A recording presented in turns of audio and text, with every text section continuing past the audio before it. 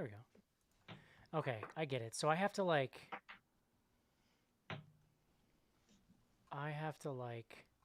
go to YouTube, hit go live, which like opens the connection port or whatever, and then I hit streaming, and then it like connects it. I used to just And hit then a it, button and it just did it. huh, Like now I have to go to YouTube and like tell it to to let it go live. to present itself for data. Okay. So let's give this a real clickbaity title.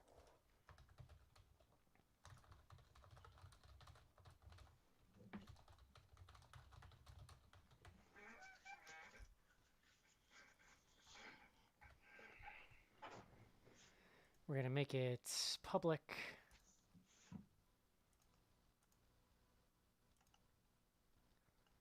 We're gonna put it in entertainment, I guess.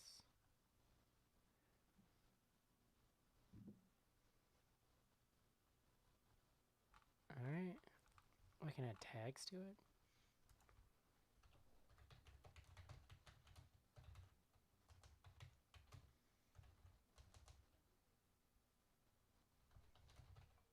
Yeah, I need a good wallpaper. Oh, I've got this Black Christmas thing. Yeah, I should put something up too. That's a good idea. Okay, save. Okay, now I need that link, motherfucker. What is this? Share. Copy.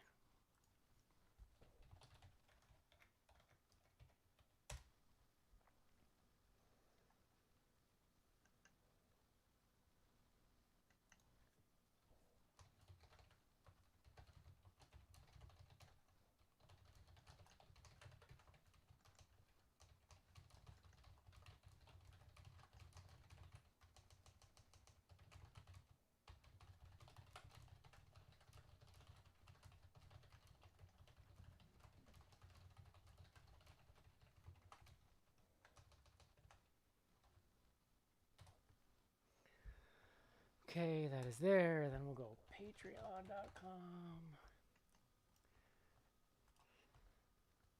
Dun dun dun dun dun dun dun dun dun.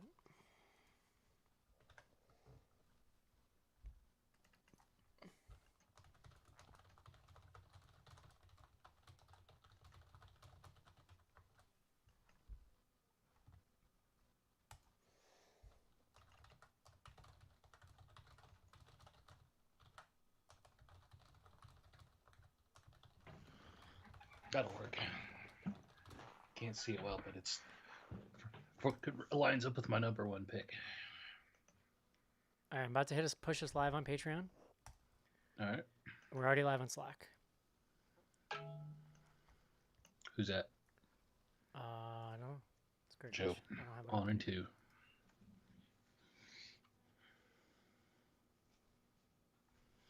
It's just me, you, John, and Joe tonight, right? Yep.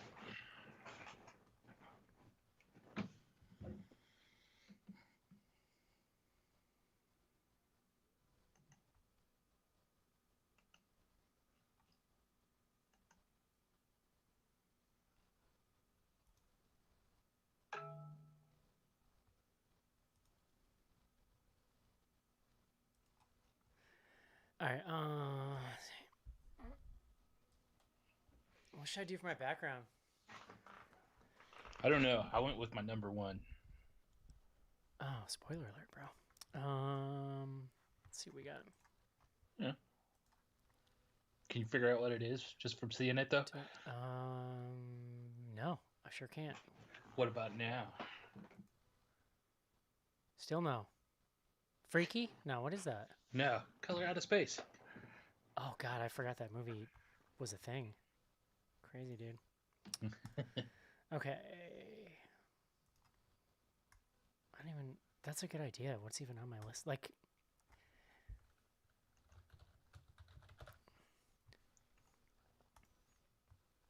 Let's see. What's one that Joe threatened to change yours to? Oh, I got a good one here.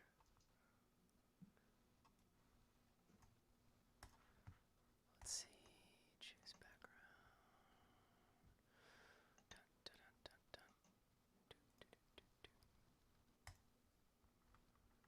dun. done on my desktop. Of course, now everyone can just see all this horse shit on my desktop.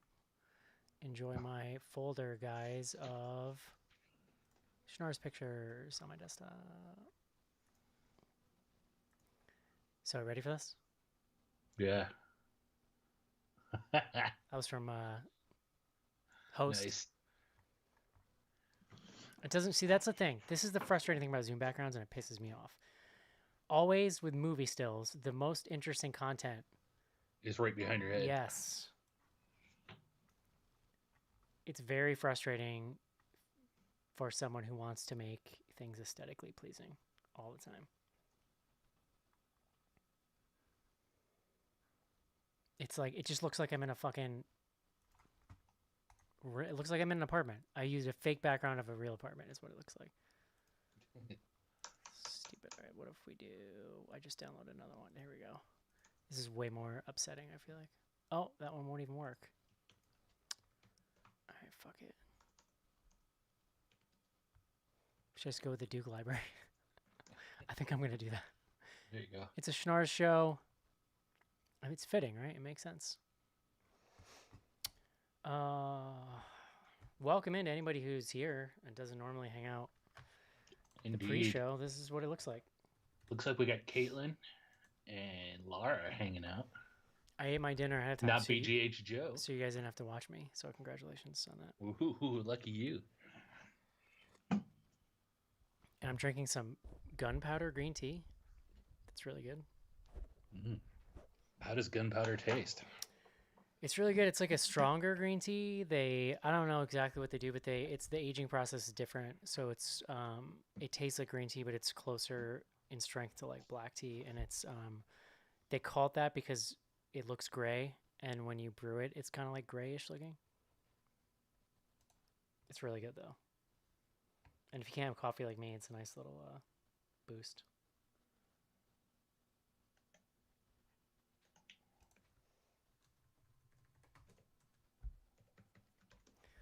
You guys can ask us questions on Big Show and Slack if you want Casey and I to have Casey and Eric hour.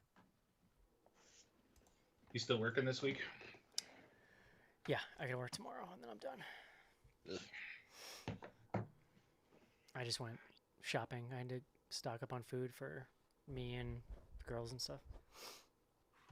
I normally shop Sunday nights and it's like pretty quiet, but any other time of the week, if there's like too many people in there, I'm super uncomfortable. I'm like sweating. Oh yeah. From anxiety of like being close to that many people. Yeah, our grocery store's been fucking nutty. Yeah, I mean, it's Christmas. It's just the way this shit is this time of year, but I don't like it one bit. No, sir, didn't like it. That's the wrong box. No, sir, I don't like it. Oh, I'm gonna take my pre-show tinkle here and grab some snacks. Can you just keep an eye out for Joe and John? Oh, there's Schnars. We're live on the internet, by the way. Heads up, bro. I shouldn't call you a fuck face. No, that's fine. That's perfectly acceptable. Fuckface is allowable. Cool, good. That's what I was gonna do. I'm drinking caffeine tonight, John. Oh fuck! Just for you, buddy. I'm drinking eggnog. Oh. You can't see it, but stand by. Now you can see it. Nice. Real eggnog? It's the Evan Williams off the shelf. I'd prefer it if you don't make that face. Evan Williams is disgusting.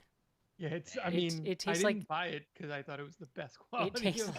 It tastes like paint thinner. It's honestly the worst. Because I bought it once. I was drinking. Oh, listen, I'm gonna level with you, John. I was probably drinking too much at the time, but I was drinking a lot of. That's 2020. I was drinking a lot of Jack Daniels, and I'm like, this shit's too expensive. So I bought Evan Williams because that's how they get you, John. Because the bottle looks the same, and it's cheaper. And it was like, this is bad. This is just not good. Evan Williams, they're like 100 proofs, actually pretty solid. That's like definitely totally different than the cheap stuff, though. Joe, is that real? That light happening behind you? Fuck yeah, it is. That's awesome. I also am curious about Joe's facial hair situation. Oh, weird. I just filed it away to bring up on the show, John, so let's not waste some content. It's easily the most facial hair I've ever seen him have, I think. So we already have a bunch of people on watching in Big Show.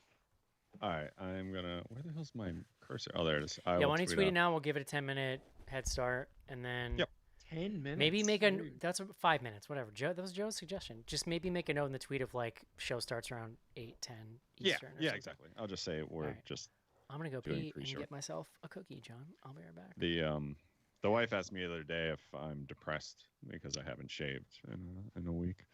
You gotta, yeah. Well, I don't want. Listen, I don't want to waste any of my. I don't want to waste any of my content right now. So. Yeah. What am I doing? Slacks. Also, it's 2020, so the answer is yes, pretty much across the board. Yeah. That's kind of my... Yeah. Shouldn't be confusing. My feed is so choppy. I feel like I'm gonna have to jump to another computer at some point. Look how fucking gray this hair's gotten since the pandemic started. Look at the color difference there. Actually, you know what? I'm gonna restart while we're doing this. So I'll be right back. All right. Oh, okay. Muting my phone. Ready. Going full profesh tonight.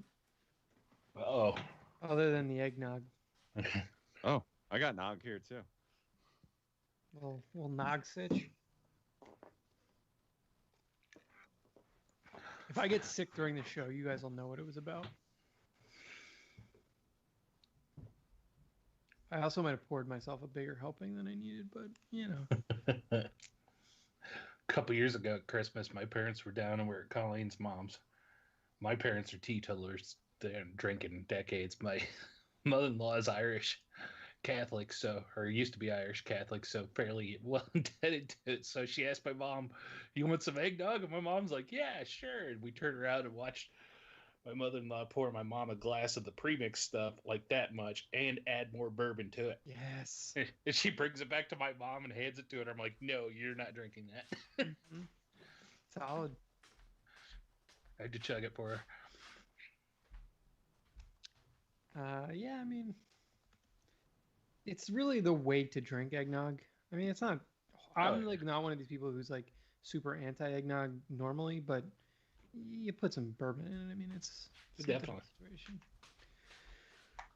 We bought a bottle of that Evan Williams stuff yesterday for Thursday night. Yeah, it's not. I mean, it's solid. Can't complain.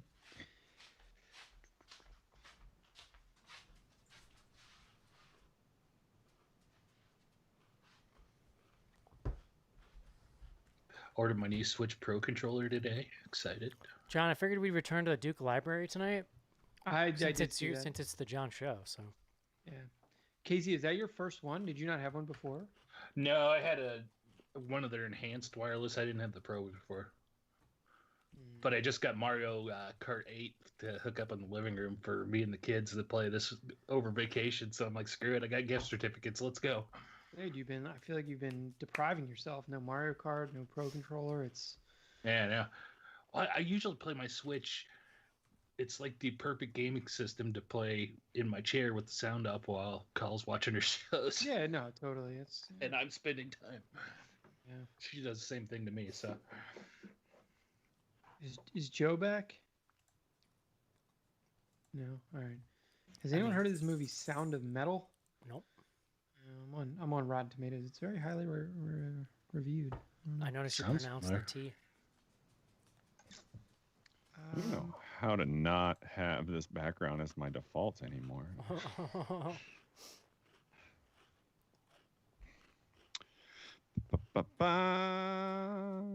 Okay.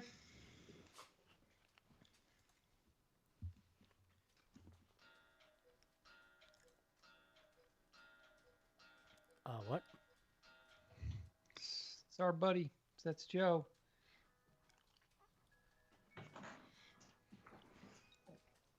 Excuse me. Maybe I didn't pour a big enough glass of this eggnog. I don't know. I got a couple. Let me see yours. I got mine's monogrammed though, so I mean. Nice.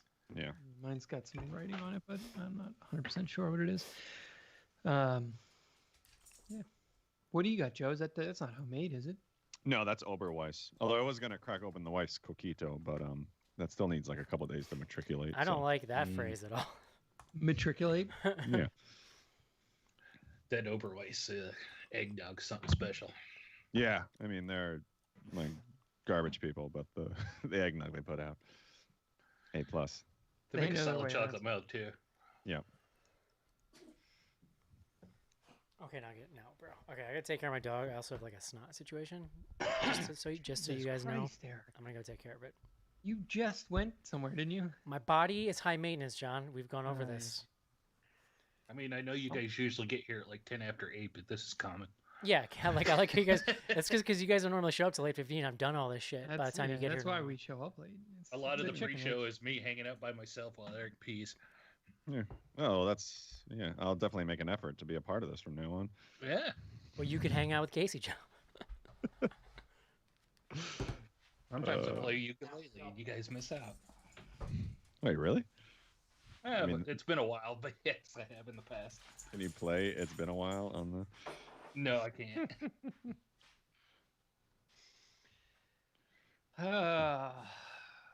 Boyos. Oh, Okay. no, that's me.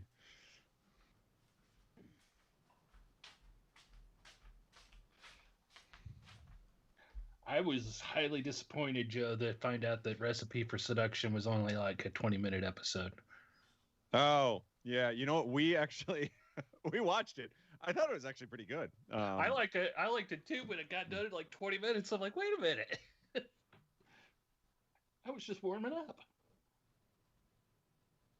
Cliffhanger, though. I mean, there's gonna be Yeah. another one. You find out about his affair with Wendy.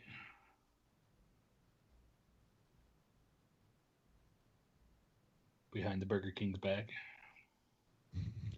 All right, let's see. Did I actually send this stuff out?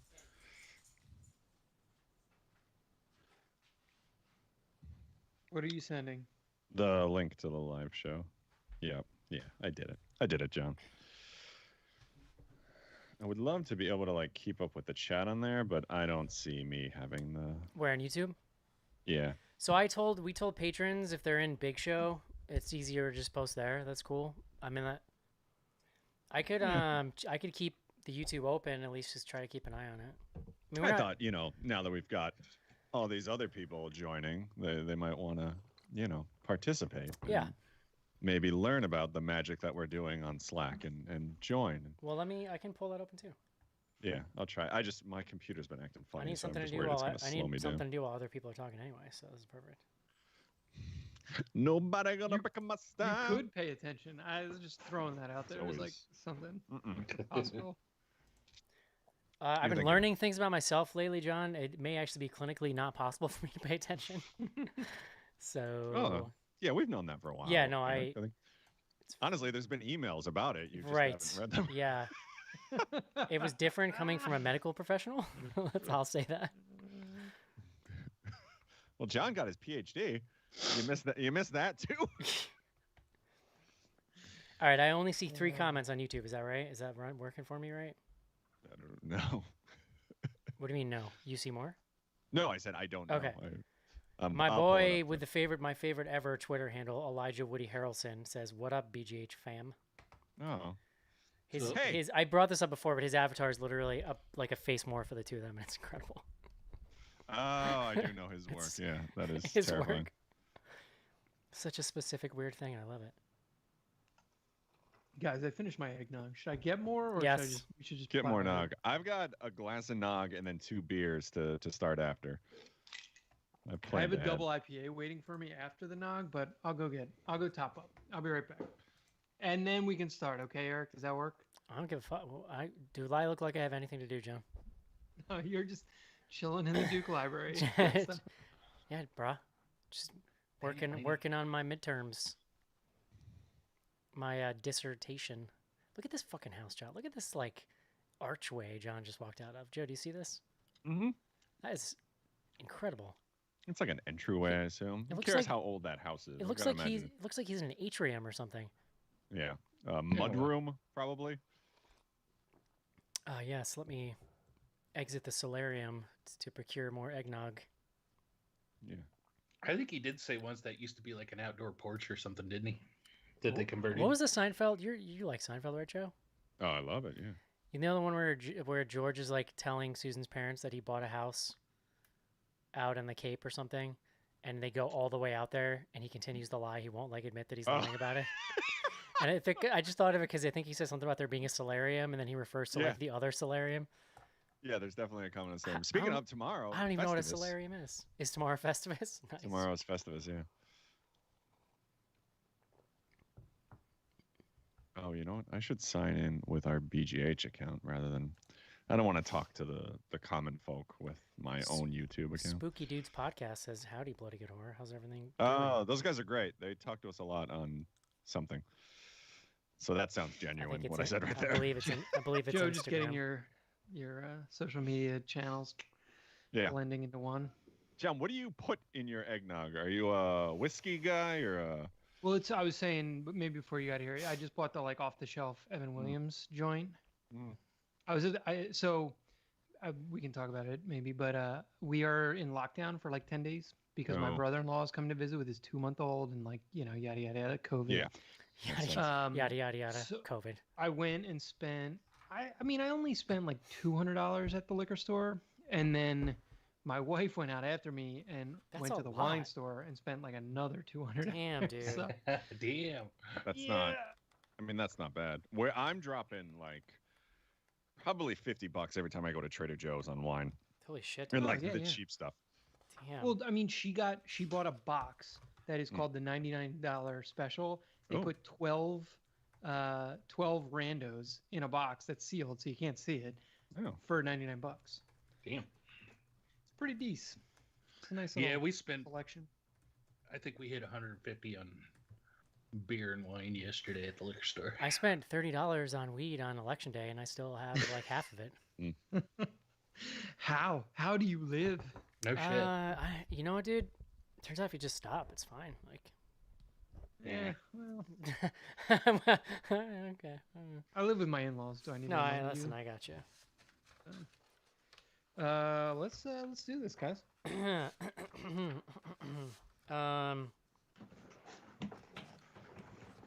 Look, we got to start because I'm gonna be pretty shitty by the end of this. Yeah, no, that's the plan. At the rate we're going. All right, we're recording. Just quick test. Can you guys hear this? Beer guts. All right, if you motherfuckers mute, we can go.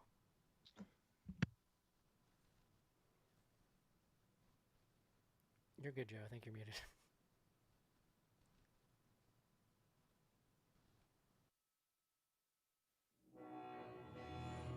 Welcome to Bloody Good Horror.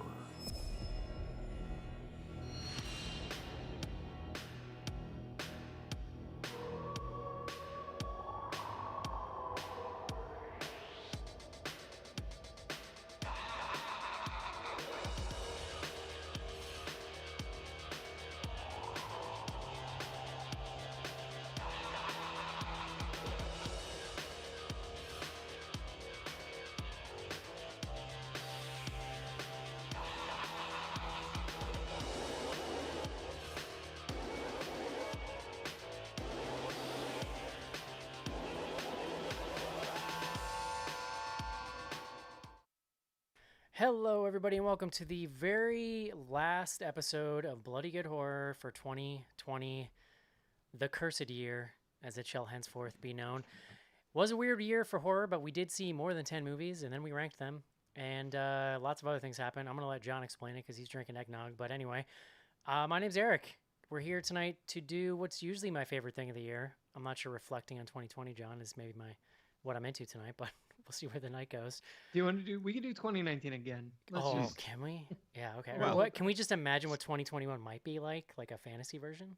Yeah. To be fair, the preview of movies coming out next year will like eerily resemble the list that we had for last year's episode. So. That's interesting. Yeah, that's a good point. Joining me tonight, first up from Chicago, Illinois, please welcome Joe. My favorite thing to do this time of year, Eric, is make love. Yeah, it keeps you warm. Mm. Nice oxytocin dump. Like it's good, you know. It's good. Yeah, the little Courvoisier. my only hope is now that like we went live. I have people that I work with that have kind of learned of the show and like Cool. maybe. Cool. So you figured you just drank a bunch? I don't know where you're heading with this. I'm just no place good. Yeah, that's fair. Next up on the show from Indiana, land of corn. Please welcome Casey. Hello. Hoosiers, right? Hoosiers. Hoosiers. Yes. Hoosier daddy. Fun And fact about Indiana. They are the only state with a lottery that is not named after their state. It is the Hoosier Lottery. Every other state is like New York Lottery, Illinois Lottery. That is Indiana. a fun fact. Thank you, Joe. Yeah. very interesting. I like that fun. And That's last up tonight, he's the man of the hour. He is the business manager at Bloody Good Horror. He also is our numbers guy, and so every year he takes numbers and he crunches them and comes up with this here list of ours. We don't know what's on it except for maybe Joe, because Joe actually like pays attention to these things. So I can't wait to find out, John. So please welcome to the show, Mr. John Schnars. Hi, Eric. Numbers. It's a year for numbers. Yeah. I think my biggest question tonight is I'd just like to know more about Joe kind of competing with you for the biggest dirtbag look, because Joe's like got a real Eminem 2020 facial hair thing going on right now. It's very threatening. I feel threatened. It's dark. It's darker than I would have imagined. I 100%. There's a lot of things about it that I did not imagine. Actually, You could Oh, grow. yeah. You could Yeah, grow sorry, a go ahead. beard, Joe. You know that, right? Yeah, I mean, I probably could. I mean, this is like a week's worth of work, and to be honest, you can't really tell, but it's very patchy. It's not great. It's not far off from John, but just to be fair, I don't know if you guys have kept up on the Twitter, but I'm a confirmed like sex symbol now. Right. It's out in the ether. It's a thing. So the people have spoken, namely the people that adore my beautiful looks, and they enjoy the beard. one like probably drunk person. using Twitter, you mean? Did you see the tweet, That's- John? We can. I mean, we can wait till later. No, he sent it to me. Don't worry. We can wait till later. He sent it right. He sent it to everyone he knew. I assume all of his coworkers listening tonight also got a copy of it. Yeah, I showed it to my wife. I was What's gonna our- ask that because I'm familiar with Leslie and I didn't know how that would go down. Well, normally I'm terrified of my wife. So I was a tad bit nervous, but the thing that hurt even more was like didn't even care, didn't even Oh, like man. have like just a blip of jealousy, like it. Yeah. What Didn't did, we register. might as well That's get fair. into it. What did she call you? Like a flannel daddy or something like that? I'm actually trying to find the tweet now. My thing's Something just that, running a little slow. in context of you, made me very uncomfortable. Oh, right here. It was our good friend Renee, Dos X Manatee, on Twitter. After years of listening to It's the Bloody days. Good Horror podcast, it has recently come to my attention that Joe is actually kind of a babe.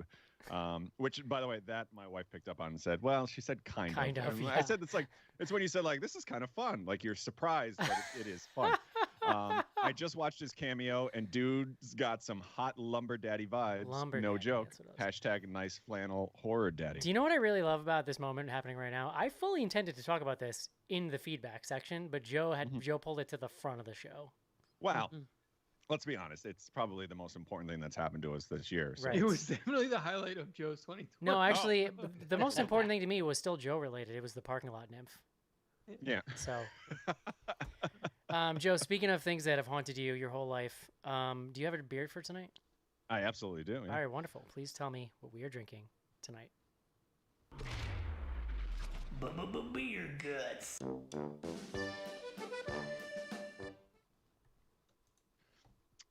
So beer guts. The year in review. We're doing our top 10, episode 600. A lot of big things happening. And the good folks over at Untapped this year, they've done this before. I think they actually skipped it last year, but they kind of put out your stats, sort of like Spotify does with like your top songs and whatever. But they put out your kind of top beers. And I picked my top beer of the year, my most drank, as my beer for 2020. And really, it's also because I love these guys. I love the brewery. They're very small, but Roaring Table Brewing up in Lake Zurich, Illinois.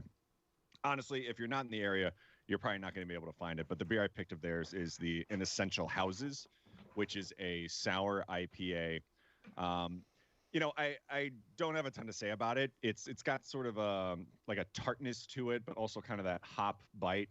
It's really well balanced. Like one of my favorite beers I had this year. I think I drank like 12 or something of them, and it was like a limited release. So it says a lot. But really, like I said, if you're not in the area, you're probably not gonna be able to find their stuff. But my point really is that they're hurting right now because of everything going on, and so is probably your local brewery. So anything you can do to like get out and support these guys, like buy their gift cards, go there, get curbside pickup, whatever you can do, because a lot of them are closing, and like a lot of these people put like their life savings into this, and like reading, especially Roaring Table, like I love them. I went up there over the weekend and like pretty much poured my heart out to the bartender, saying that like I worry about you guys. Like I worry about my family, but then after them, it's like you. Okay. So, you know, roaringtable.com is their website. But again, just, I'm sure you've got a local place like this that you probably enjoy too. And just go there and buy a lot. It's Christmas. You're going to be depressed anyway. So just drown those in delicious beer. That's it. That's my TED Talk. Love it. I'm worried about drinking more at this point, Joe. I feel like it's a risky proposition for me. The wife and I have kind of said like maybe we'll do this dry January thing. So like for the next 2 weeks, I'm just like full on like disaster. John, I don't know if you remember. I don't know if you remember, John. Dry 2 days. John, last year's year ender, you got real like you were slurring by the end of it. I don't know if you remember this or not. Yeah, well, we might be in that direction.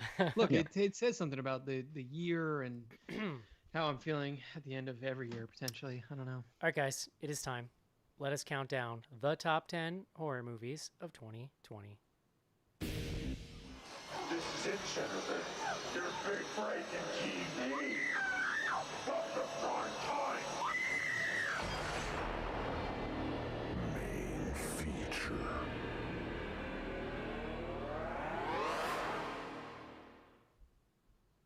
Eric, the top 10. Did you want to tee this up or? No, bro, it's your show. You let me know. I'm hanging out at the Duke Library just getting my midterms ready, so why don't you do your thing? I did pull a word for you, Eric. I don't know. Do you want to play the word of the day music? Yeah, or? fuck it, dude. Let's do the word of the day.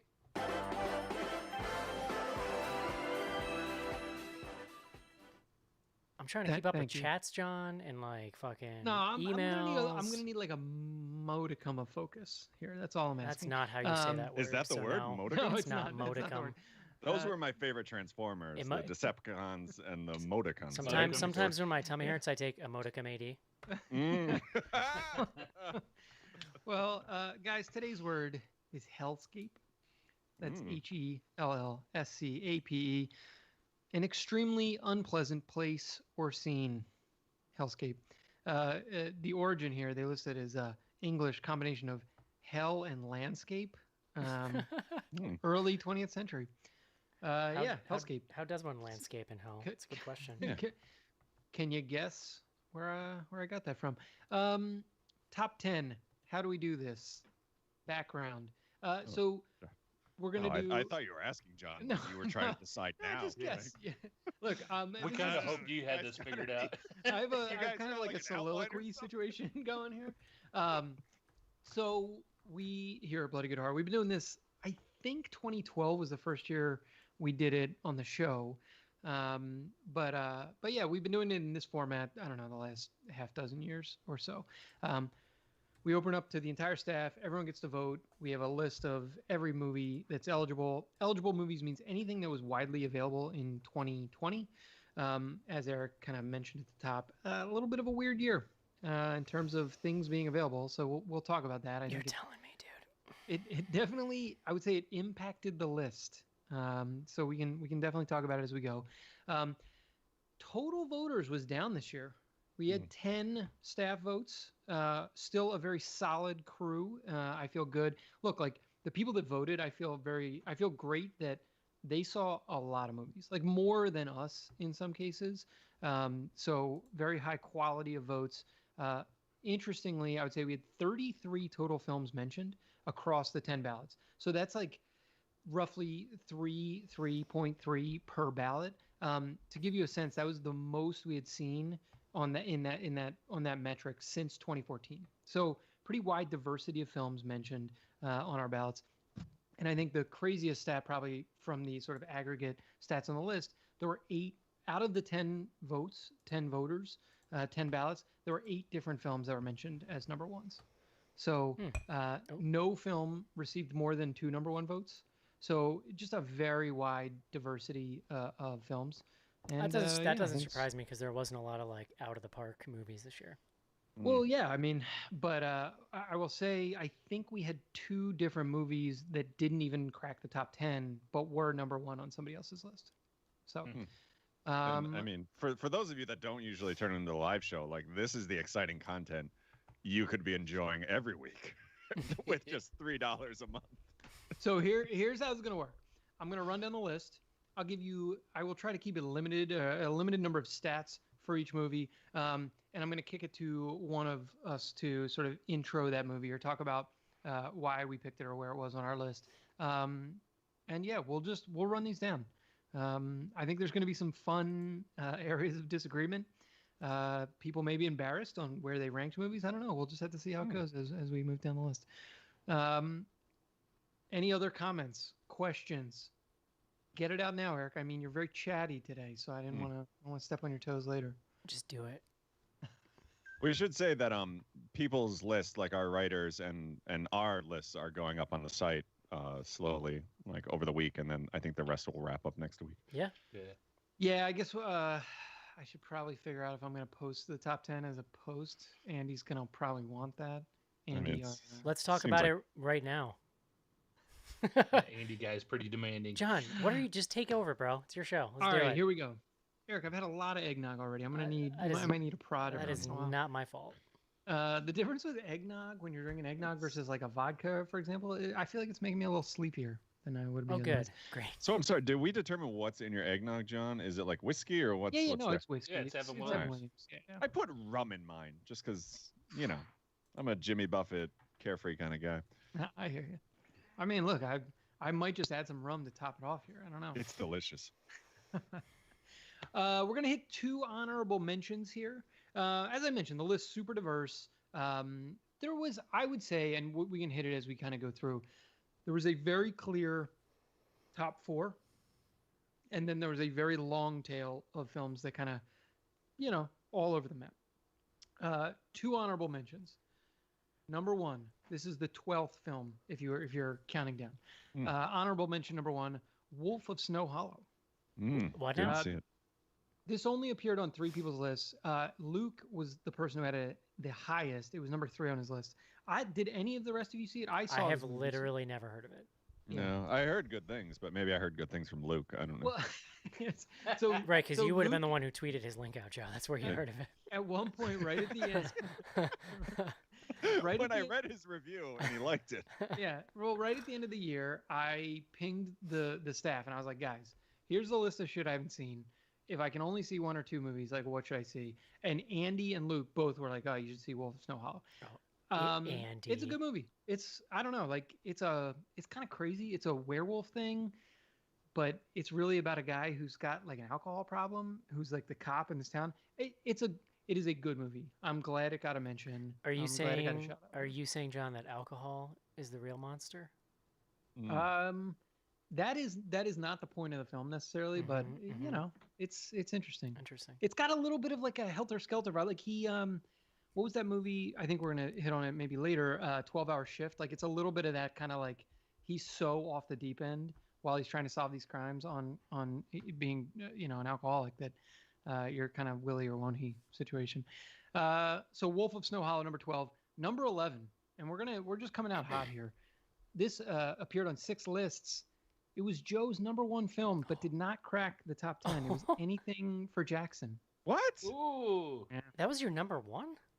Yeah, it was the last Wow. movie I saw.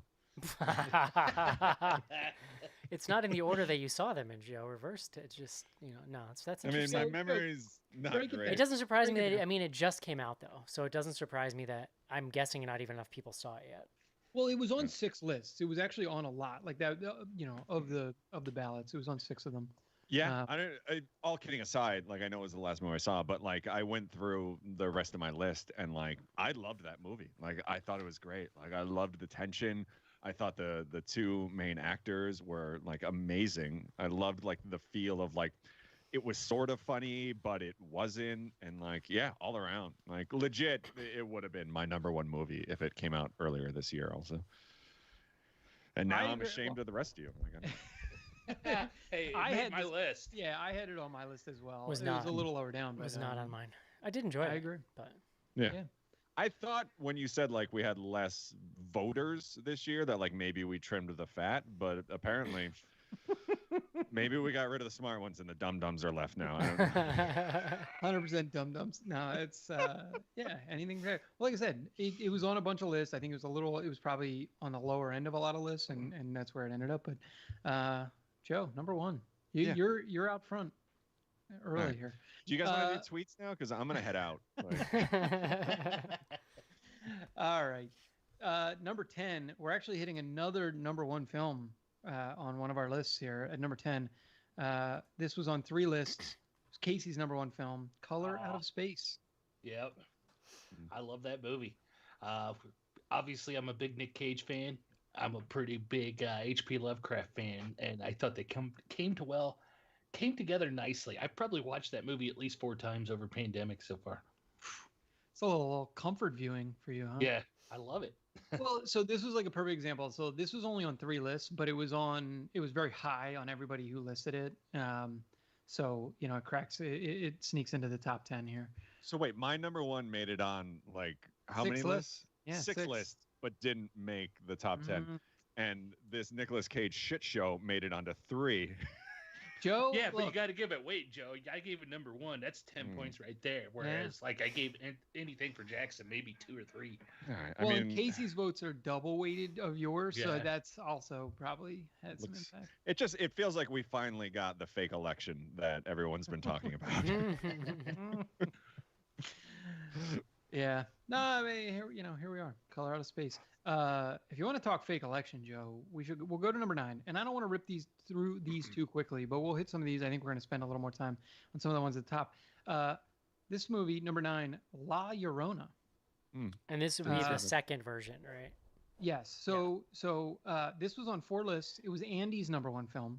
So we're just ripping. Like I said, we had 8 different number 1s. So We you're gonna didn't hear do this it, a lot. and we didn't do it for the show, which is why I haven't seen it. We didn't, and I would say, now going through the votes, going through the list, like this is our biggest miss of the year, at least on the show. I did like a very tiny bit of research. The movie sounds super interesting, right? It is Spanish language. I'm not sure what the country of origin was, but it's super highly reviewed. Like if you go to Rotten Tomatoes, you look across the review aggregators, it's super high. Yeah, it sounds there's sort of a it's sort of a modern take on the myth or the parable, but through the lens of I want to say it's like a general or like a government that performs like a genocide against their citizens. Real light fare, which is what we needed this year. And here we are, number 9, La Llorona. So yeah, maybe we'll check that out. I actually would love to see it at some point. Hopefully I'm sorry, this is going to sound ignorant, but does this in any way the same sort of story as the Curse of La Llorona, or that's a separate thing? Well, the underlying myth, the like. Uh-huh. It's the the same La- like myth. Okay, Yes. yeah, that's what I was checking in on. So the it says here's the critics' consensus from Rotten Tomatoes. I'm just going to read. La Llorona puts a fresh spin on a familiar legend by blending the supernatural and the political to resolutely chilling effect. Gotta love the political when it comes into your supernatural. That was number 9. Are we ready for number 8? Any comments? Any questions? No, I concerns? mean I didn't see the movie, so I got nothing, Joe. Yeah. It's going great. We all saw this is one. good. Number 8. This movie was on 6 lists as well, but the highest position was actually on Casey's list at number 3. The movie is Freaky. Ooh. Oh, nice. Casey, Freaky, Yeah. thoughts? Well, one, that was because that was like one of the last movies I saw. But I did enjoy it, though. I thought it was a lot. Don't It was steal a my lot jokes, of fun. Casey. I was gonna say, Joe's been saving that all week. That's my It thing. Yeah, hurts. To be fair, Midsummer was my number 1 like movie of the decade. No, I based all my movies based off like my votes were all based off of enjoyment this time without getting too like reviewery with it, getting too fancy with it or anything like that because we've been stuck at home and that's really been my big motivator for movies is did I have fun? Did I want to watch it again? Freaky's right up there. It was a blast and we talked about this recently, so I don't need to go into depth, but Vince Vaughn made me laugh for like an hour and a half straight and you can't discount that. That's Yeah, what's the it point? snuck pretty high up on my list too, and like it was kind of just the breath of fresh air that I needed in 2020, of just something silly. Right. I think there's something to be said for the fact that this was there was this like trend that kind of accelerated throughout the year when these the studios realized theaters weren't going to open and they were like, fuck it, we're just going to like put some of these movies out in streaming. We're going to, we're going to try some alternate shit. You didn't really see a lot of horror movies go that direction, but this was like going to be one of the bigger Blumhouse releases this year. And they actually did, I mean, I think it went theatrical for like a week or something, but then, so it felt like an event movie, to a certain extent. Definitely. Yeah, and it like I think too, just because it's Vince Vaughn, like yeah, he's definitely doing his shtick, but it's really clever. Like the script itself is really clever, I think, which is part of what makes it so interesting. No, It was to definitely Casey's a point, it was- toned down shtick too, which I think we talked about on the show. But like, I appreciated that there was no like monologue, right? That he did. Like, he was just kind of fun. I don't know. I kind of like the I just want a little Vince Vaughn monologue. every I once in get a it, while. but it's like it's been done so many times. Like over the weekend, Swingers was on and we watched it, and I think I maybe got like 15 minutes in. And I'm like, this is fucking intolerable You're at this so point. money, baby. Yeah. I mean, that Money. movie's 30 years old at this point. So, but Agree to disagree, Joe. yeah, Freaky. I like this a lot. It was on my list. Good times. If we want to go complete opposite direction from Freaky, number 7, the movie is Relic. This was on 6 lists. Highest position was actually Adam's list. It was only number 4. So this was kind of like in the middle range of a lot of people's lists. Eric, for this group, you had it the highest at number 5. Yeah, You don't remember what this movie was, do you, Eric? I was surprised. No, I just want because okay. I Eric just want spent a no. lot of time I was writing on pretty depressing sure ass this was that movies. Emily Mortimer movie, and I just wanted to double check quick before I started talking about it. Yeah. Yeah. This movie made me kind of want to kill myself, but it's really good. There you go. There's my review.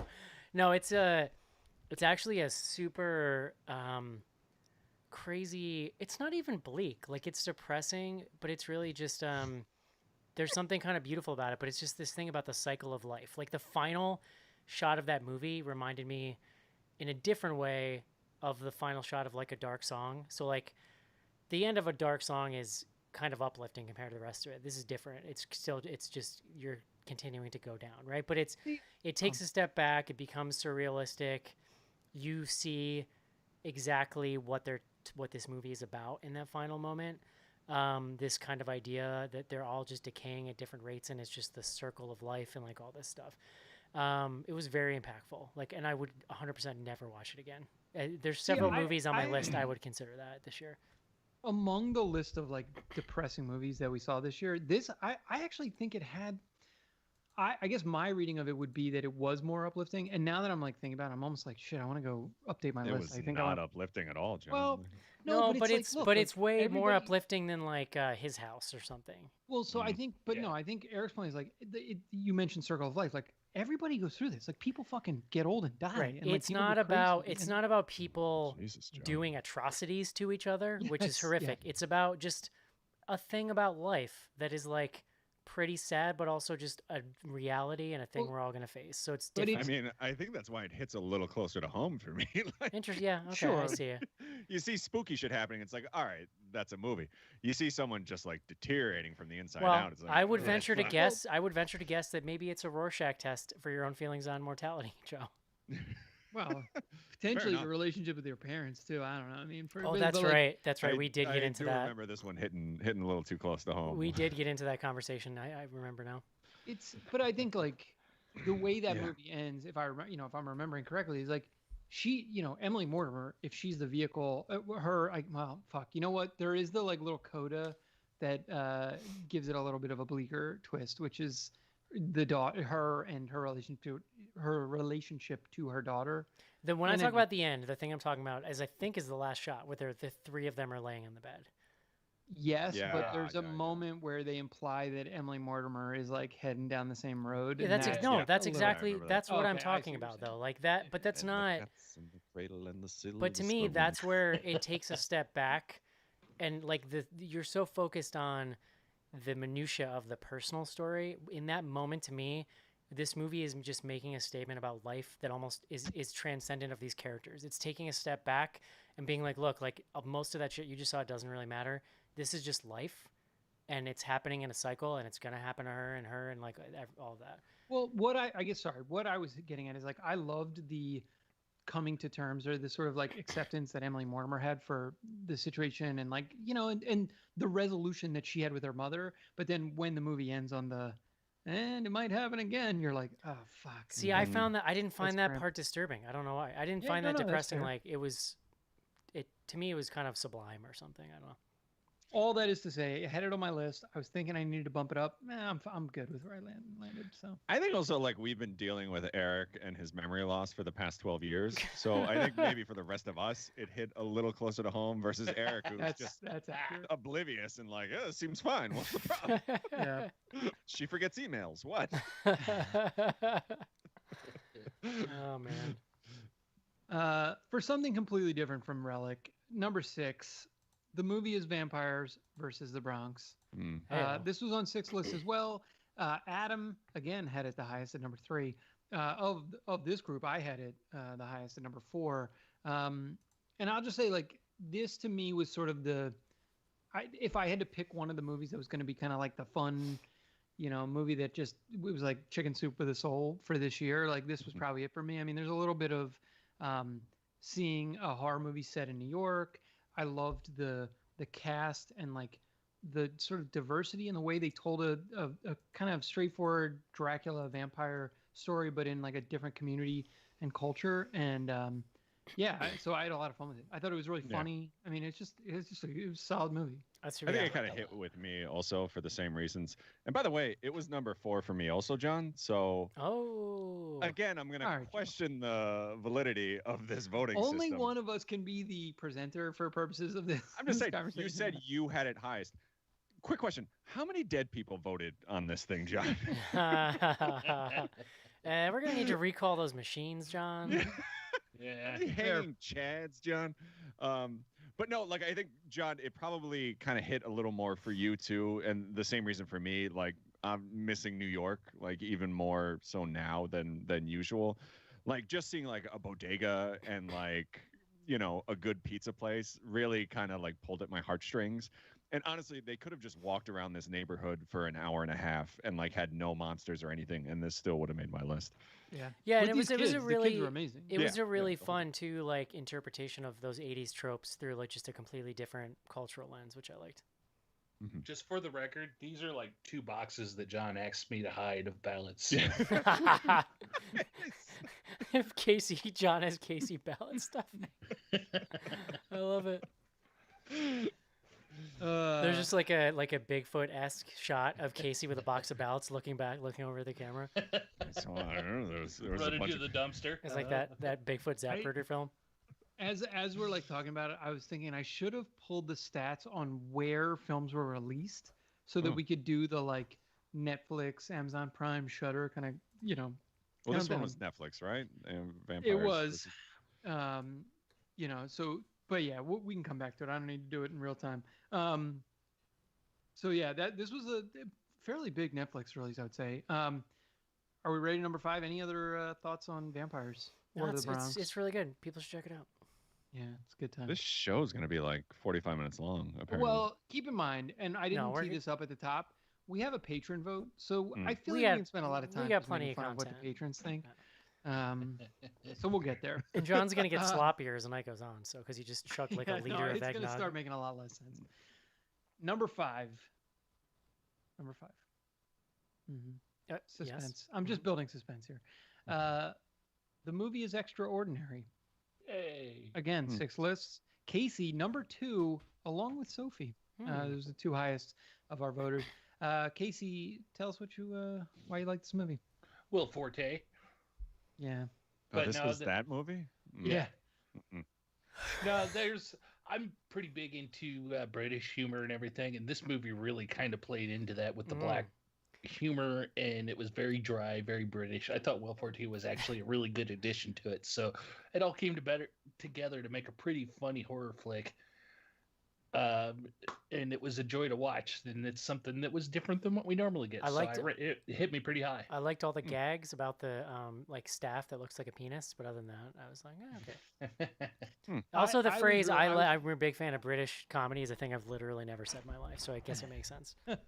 No, we're aware. Yeah. I also Yeah. I was pretty high on this as well. It's funny in putting the list together. I was kind of looking at it. I'm like, I think this would be the movie. If I was going to watch any of these movies again, this would be the movie I would watch first at the Yeah. top list. Huh. Yeah. So this made it, but not anything for Jackson. All right, that's fine. I see. I get it. All right. Well, Uh, it's not our fault that we have to wait for your bad taste, Joe. I get it.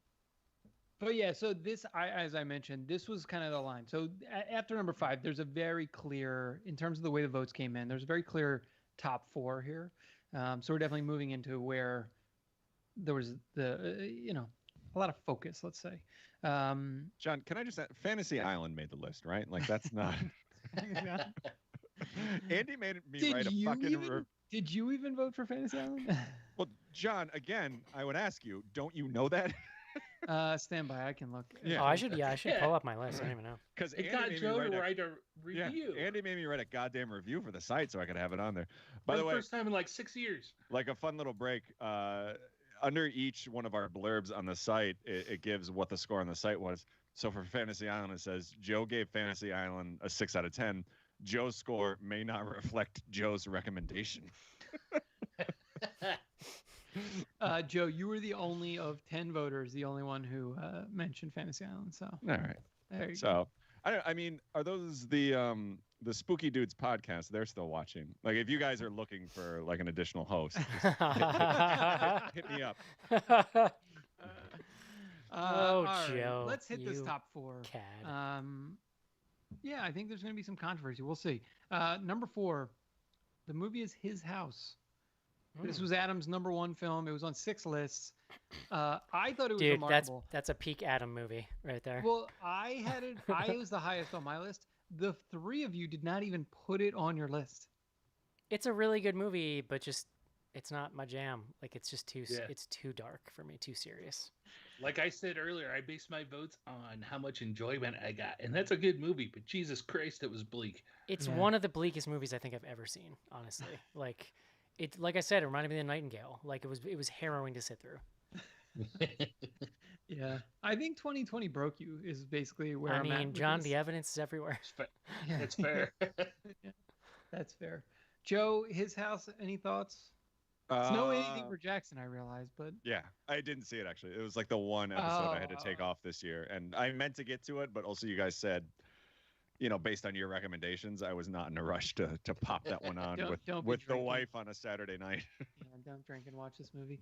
No, I mean, look, you guys said it, but like, I thought it was a tremendous movie. I think it's incredibly well directed. It's rough. I don't know. I mean, like, the thing that I loved about it is that I felt like you got a cohesive, coherent vision, or an experience of what it's like to kind of be in the position of these folk, these refugees. Maybe that's something like we don't want to experience. Like I get it, but I thought it was super well done in that regard. So number 4, number 3, Eric's number 1 film, Sophie's number 1 film, is on 8 lists. The movie is Host. Yeah, man. Eric, Solid. Here's the thing about Host. It is, to me, the most fun, pure horror movie experience I had all year. Like, fun in the traditional, like, as Joe would call it, those butt puckery moments. It's just fun, well done, clever suspense. You add on top of it the fact that it is insanely timely in a way that probably no movie has ever been able to be with, like, current events. And a current event that everyone has experienced. Like it was just a crazy like confluence of circumstances. Even though it's only like 50 minutes or whatever, it's just really good. Or like, and the interesting thing is, and this is kind of my overall thing about 2020, there were no for me blow me away movies. Like there's usually one per year, like a movie where like I get out of it and I'm just on fire, inspired, can't stop talking about it to people who don't care. Like something like a lot like Midsummer is a great example of that, right? Or like, but and I would not call Host that. Like in other words, in a regular year, Host might have been at like the bottom of my top 10, honestly. But this year, it was just the most pure, unadulterated horror movie fun I had all year. So I had to give it the number one. I think you're so right that it was like, like it is emblematic of 2020, right? Yeah, like it's kind of the perfect spokes movie for 2020. Yeah, you they know, made it during the fucking pandemic. Yeah, That's it's such crazy. like a moment in time. And I mean, the other thing that I loved about it was like, in this year where like America's divided, there's so many like, families are fighting with each other.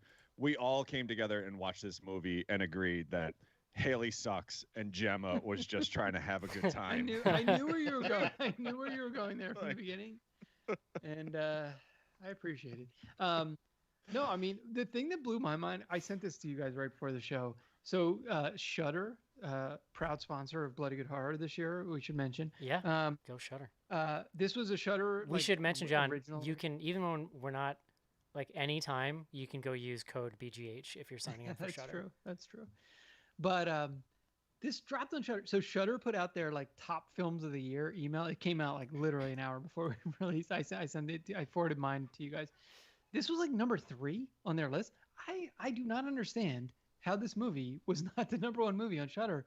Like what the fuck were people? Like I mean whatever it was. I think it was like Mortuary Collection or something.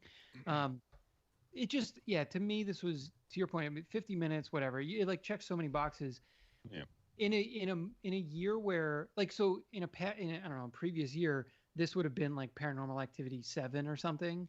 And we would have like had fun. Like you would have had a good time at the theater, but to just like see it in the context of like being at home in the pandemic, it felt like a moment. Like this was as close as I felt like we got to like a horror cultural moment. Yeah. Do you think if it was on something like Netflix, like this would have been like their number 1 horror movie? Because I do feel like Shudder is such like a niche audience that like it could have been even bigger. You're saying. Yeah. Like Host.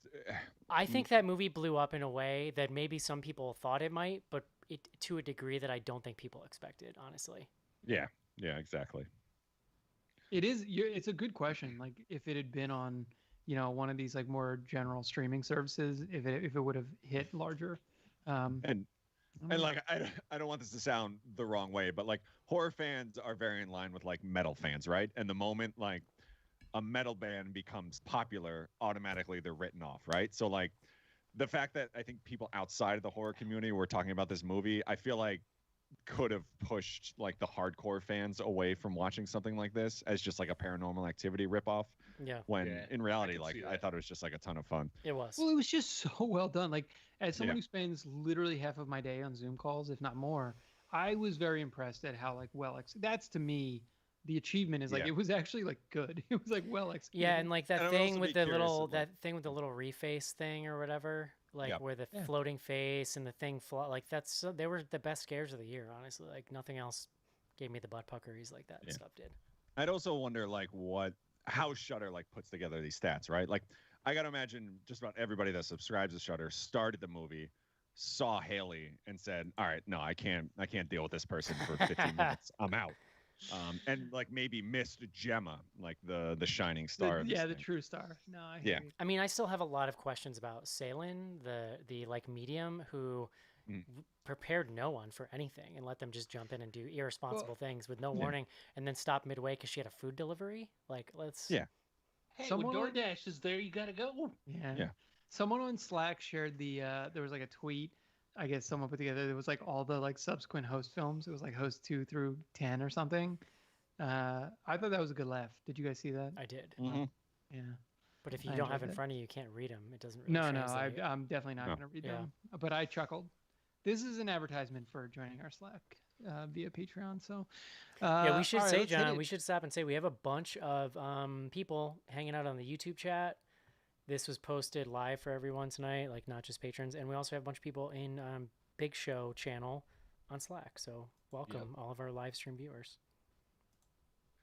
You might get to see me pass out live on air. We'll John, see. I was talking for 10 seconds, okay? You all right, buddy? No, I mean because I'm drinking too much. No, I see. You could stop drinking. All right, anytime. we're in the top 2 here. There's 2 films. I would imagine you all could probably peg where we're headed. Number 2. This movie was on 8 of 10 lists. I don't like Highest when you was- use the word peg, John. Just a heads up. I do. Fair enough. Noted for future reference. It was the highest on Shelton's list at number 1. I had it at my number 2. This is The Invisible Man. Yeah. Yeah, I don't know. I mean, this was a great movie. It was. Really good. And it's almost like hard for me to say because it came to us from our buddy Lee Winnell. But the man knows what he's doing. It you know? is probably the most suspenseful movie of the year. Like it's the suspense stuff is so well done. And what's her name? I can forget her name. Elizabeth Moss. Yeah, like she's amazing in that movie.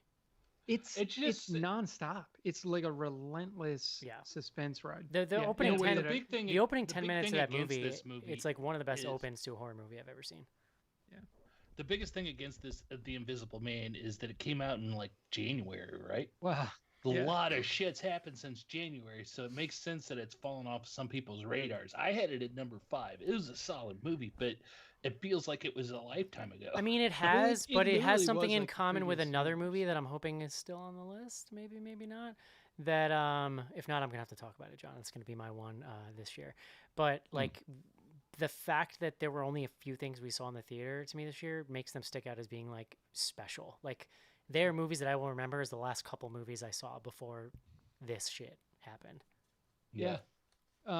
Eric, just to preempt where you're going, I'm going to tell you that I have a section here that I call top picks not on the list Wonderful, and that's mine. for each of us. I love so, I don't want you to get You know, I don't want you to get too revved up. I shouldn't get worked up. I just to be clear though, anything for Jackson didn't make the list. Scientologist, Elizabeth Moss, number 2. Hold on. There's one. Anything for Jackson was number 11. It was an honorable mention. I'm talking about All right. things that weren't even honorable mentions, Joe. That's fine. Um, I didn't realize our voters had gone clear. I guess that's just mine. But here we are. All right. Let's hit our number 1 here while we're at it. This movie was on 9 lists. It was my number 1. It was Natalie's number 1. John, before you go to that, do you know where David Miscavige's wife is, John?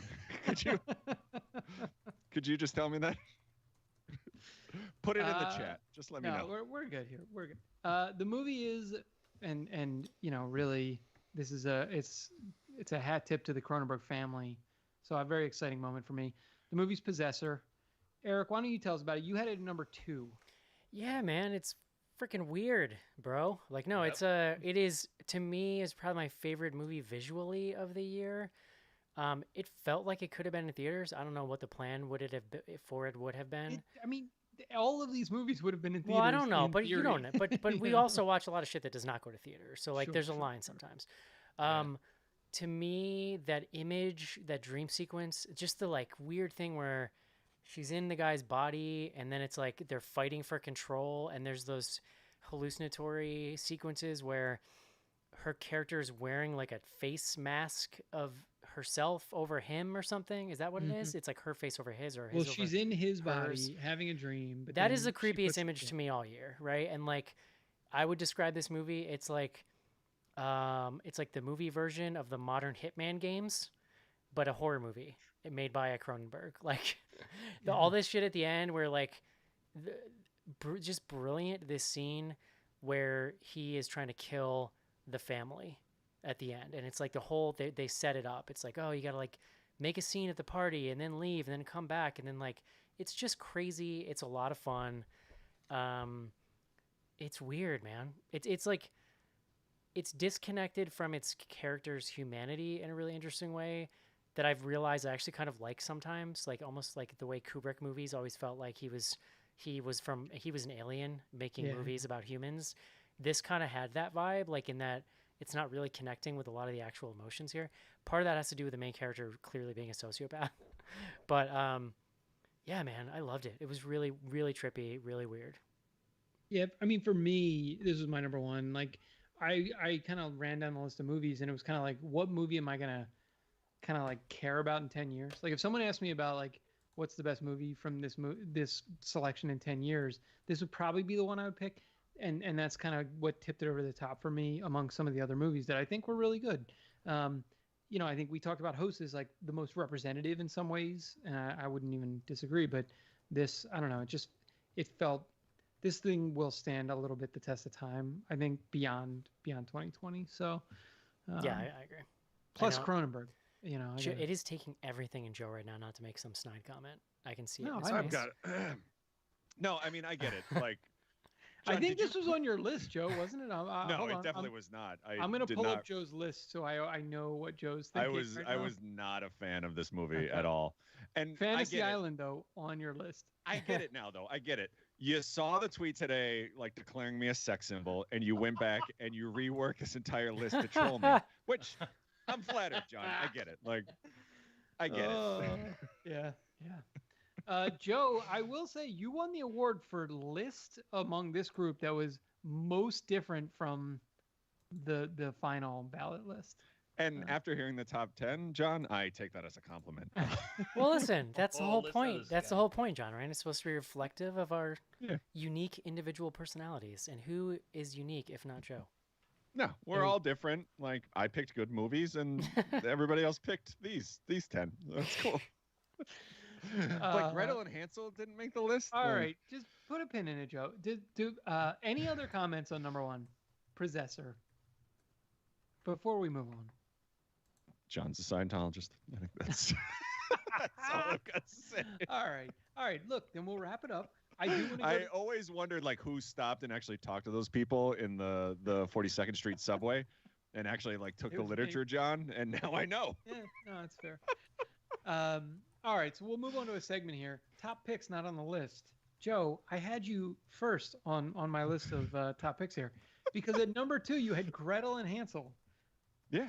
Yeah. Like So I thought we all this is a loved that segment for movie. everyone to No, talk I had it about up- movies I had it on that they mine. liked. Yeah, no, I enjoyed that movie a great deal. To be honest, it came out a long time ago, and I don't remember it much. But when it came out, I put it at my number 2. So I just remember it being kind of like a fun take on the, we all kind of know the story, and it was very like pro woman, which I think in 2020 it was kind of nice to see like that take on this story. So I still haven't seen that one.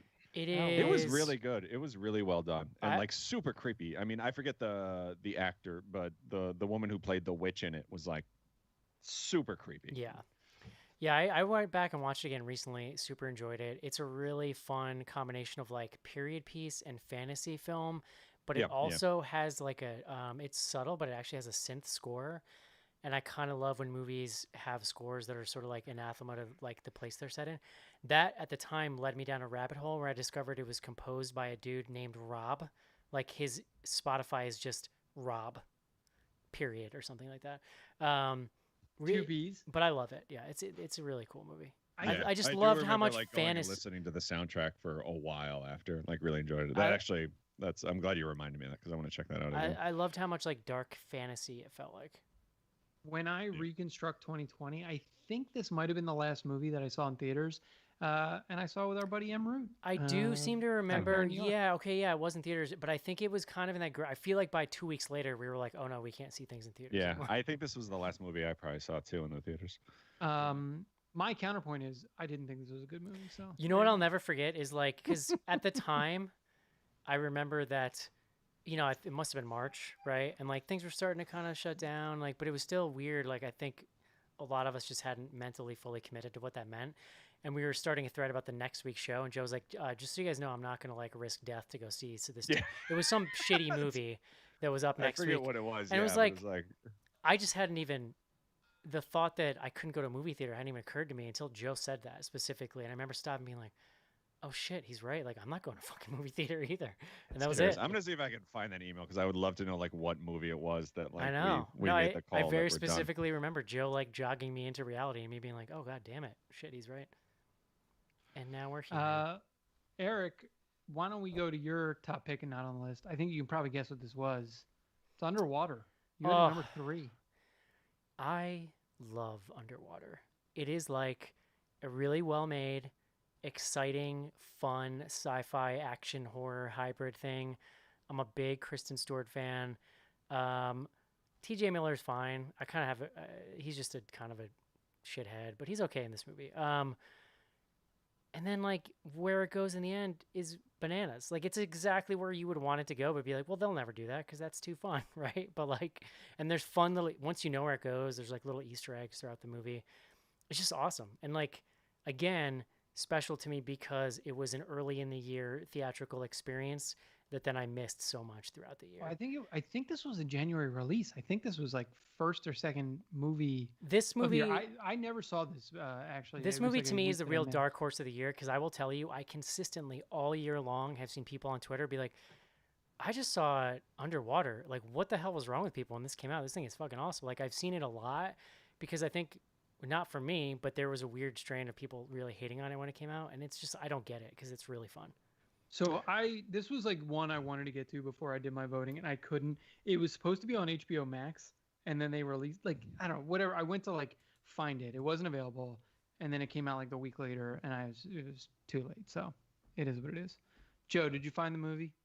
Yeah, I actually had it on my top 10 for a while because I really enjoyed it too. Like, I don't think nearly as much as Eric did, but I mean, I think the problem is this movie probably gets a lot of heat for Kirsten Stewart or Kristen. Is it Kristen? Yeah, and I like Like- her, so I don't have a problem with it. Yeah, like I think there's still the whole Twilight thing hanging over. My wife can't stand her, so she refused I to don't watch get it. it.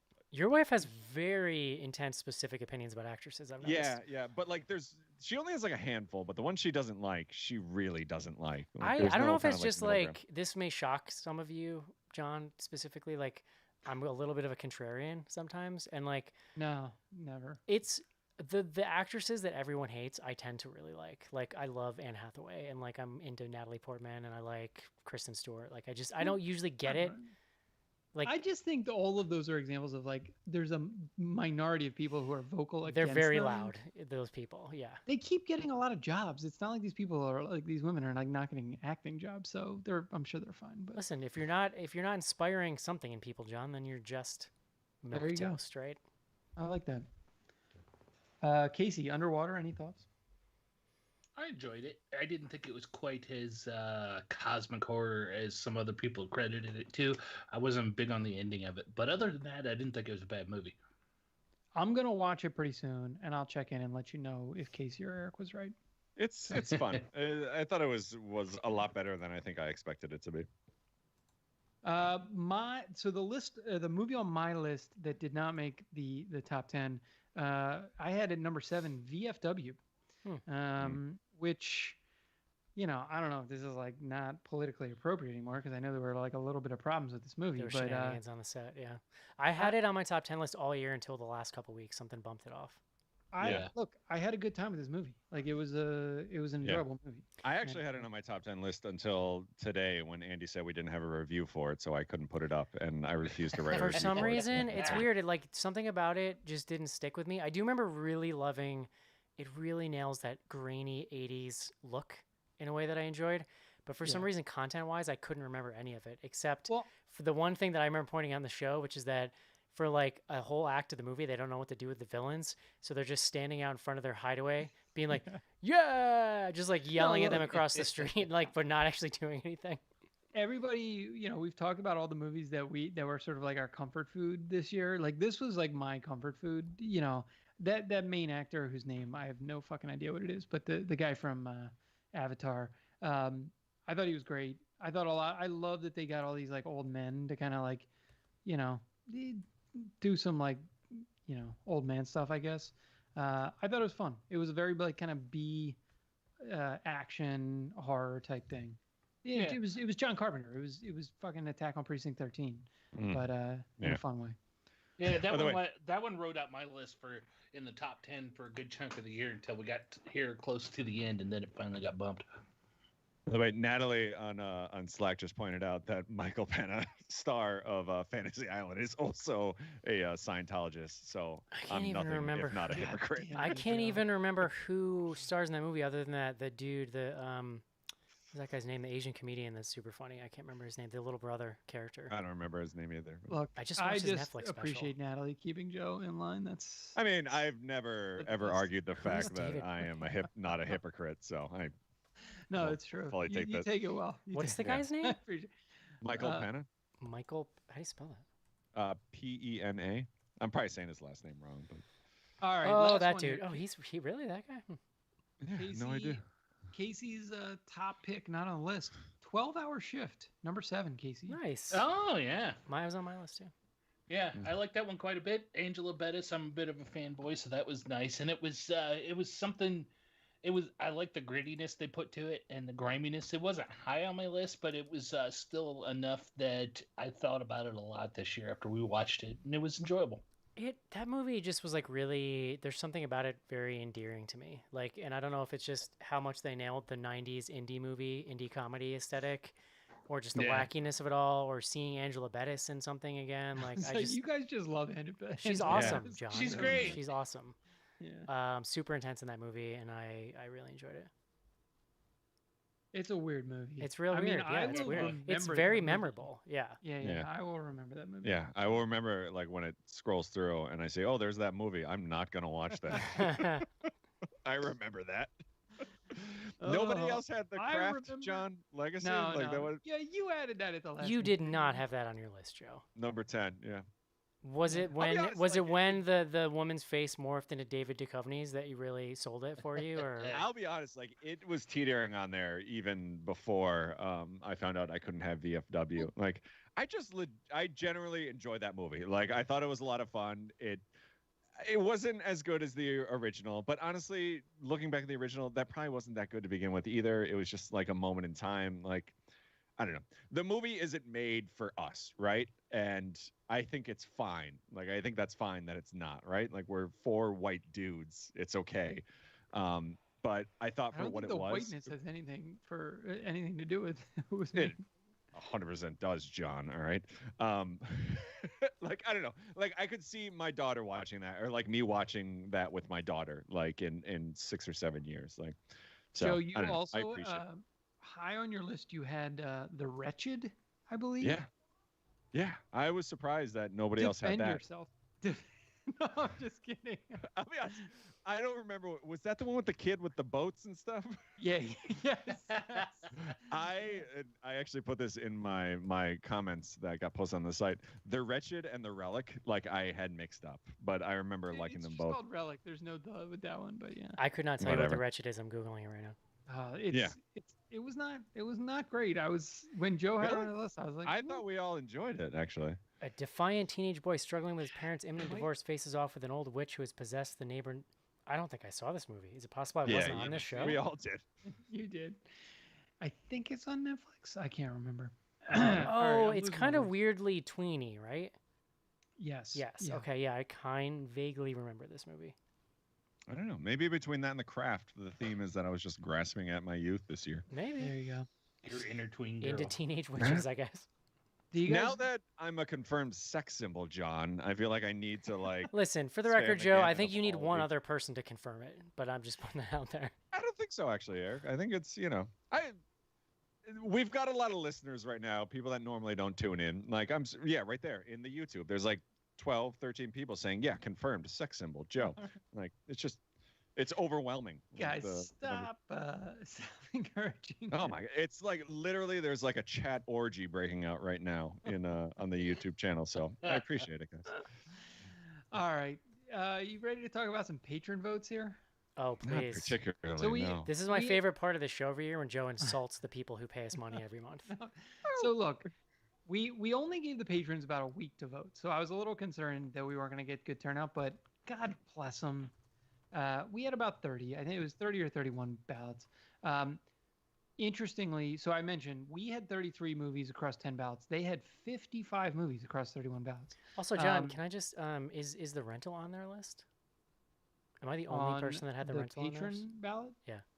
No. I just want to say I liked the rental a lot. Yeah, you had the rental pretty high. Yeah, on it's yours. pretty good. Hold on, let me look. I believe. No, never mind. I was gonna say I thought the rental might be like one of their, you know, honorable mentions, but no. Weird fun movie. You people should watch it. So here's the thing: the among the patron and the staff votes, there was actually like a good bit of agreeance. I think that's the right word, agreeance. Joe, I think you're going to be excited because anything for Jackson makes an appearance on the top. All right. 10. Good. Anything for So- Jackson? But here's what's funny. So across all the staff votes, everybody among the staff had 5 or 6 of the patron final ballot on theirs. Joe, you only had 3 of the patrons final ballot. So they did get anything for Jackson for you though. So I'm just gonna run these down. Yeah, and then we can talk about some stuff at the end. Number 10, patron number 10, Freaky. Number 9, anything for Jackson. All right. That's that's fine. And this is where things get a little weird between our ballot and the patron ballot. They had at number 8, The Lodge, Didn't see which look like we should just talk about the fact that we debated all year whether we were going to watch The Lodge or not. We didn't watch it. it. People just kept telling me it was depressing, and then I was like, "No, bro, I'm good." I know. I kind of wish we had watched it because I do feel I like saw enough depressing ass shit this year. Remember that movie John made us watch where that dude was like gaslighting his son and like all there was like newspaper over the windows? oh my Like god, I'm cool yeah. on all this shit, It bro. was like That was his three weeks daughter. in a Give row. me 10 more movies where Vince Vaughn pretends to be trapped inside a teenage girl's body. Like Yeah, shortly like- after 10 movies like quarantine, that, like I'd we watch went into a period where it was just like one like house arrest movie after It another. was awful. That movie Freaks was ill-timed. Yeah. And that was definitely a Well, guy did and you actually just daughter. admit it, John?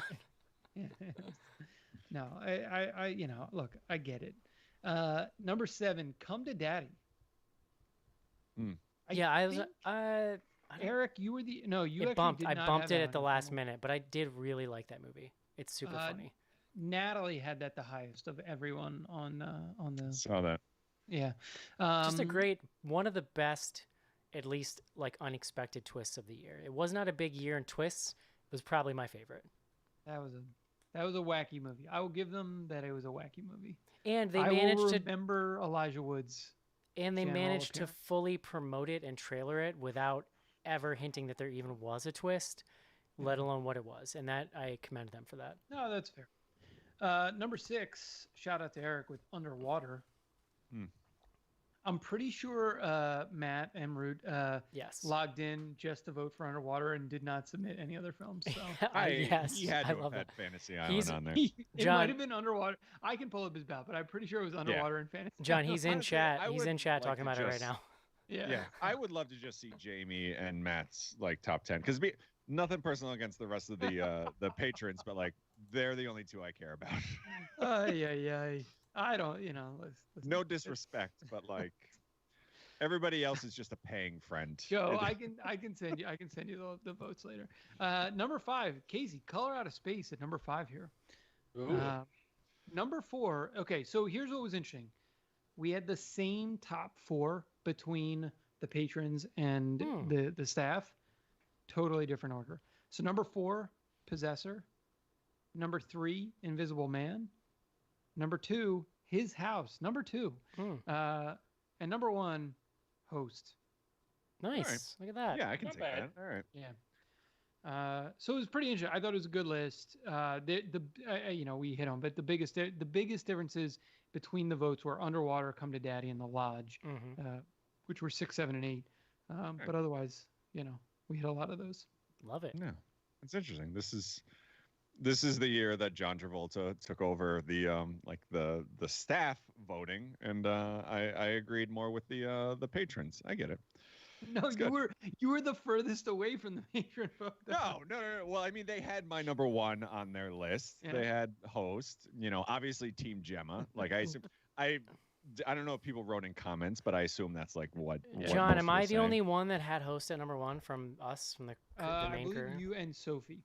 Sophie at number 1. Dude, so somebody pointed out in the YouTube chat that her and I had the same number 1 of the decade too. You guys, soulmates, maybe. I Same don't know. brain, bro. Yeah. Same brain. Mhm. Can you tell me what Jamie and Matt's number ones were? Like, do you have those lists in front of you by chance? I mean, I can pull it up. It might take me a second, but yeah. Well, I'd be curious. listen, let's hit the bumper here, and you can tell Joe on the other side. Yeah. All right, guys, it is time.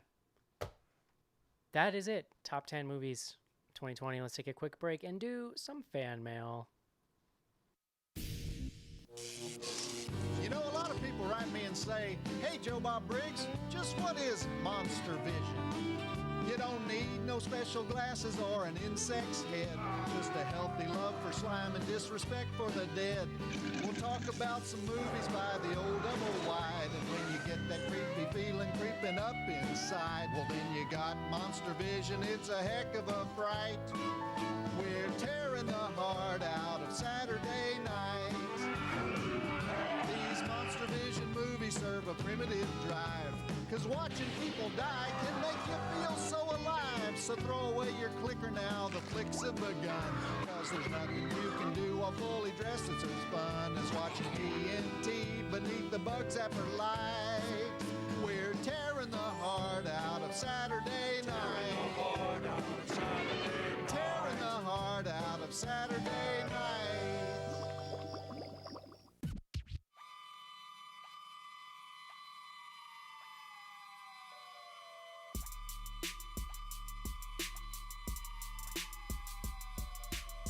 Hey, I'm Joe Bob Briggs, and you're listening to the Bloody Good Horror Podcast.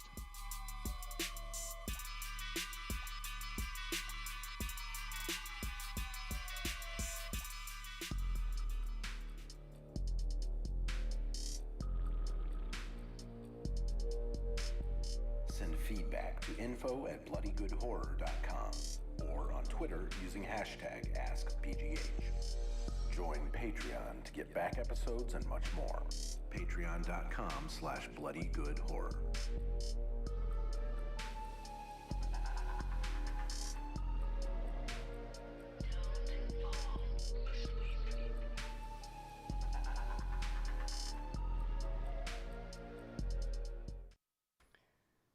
And we're back.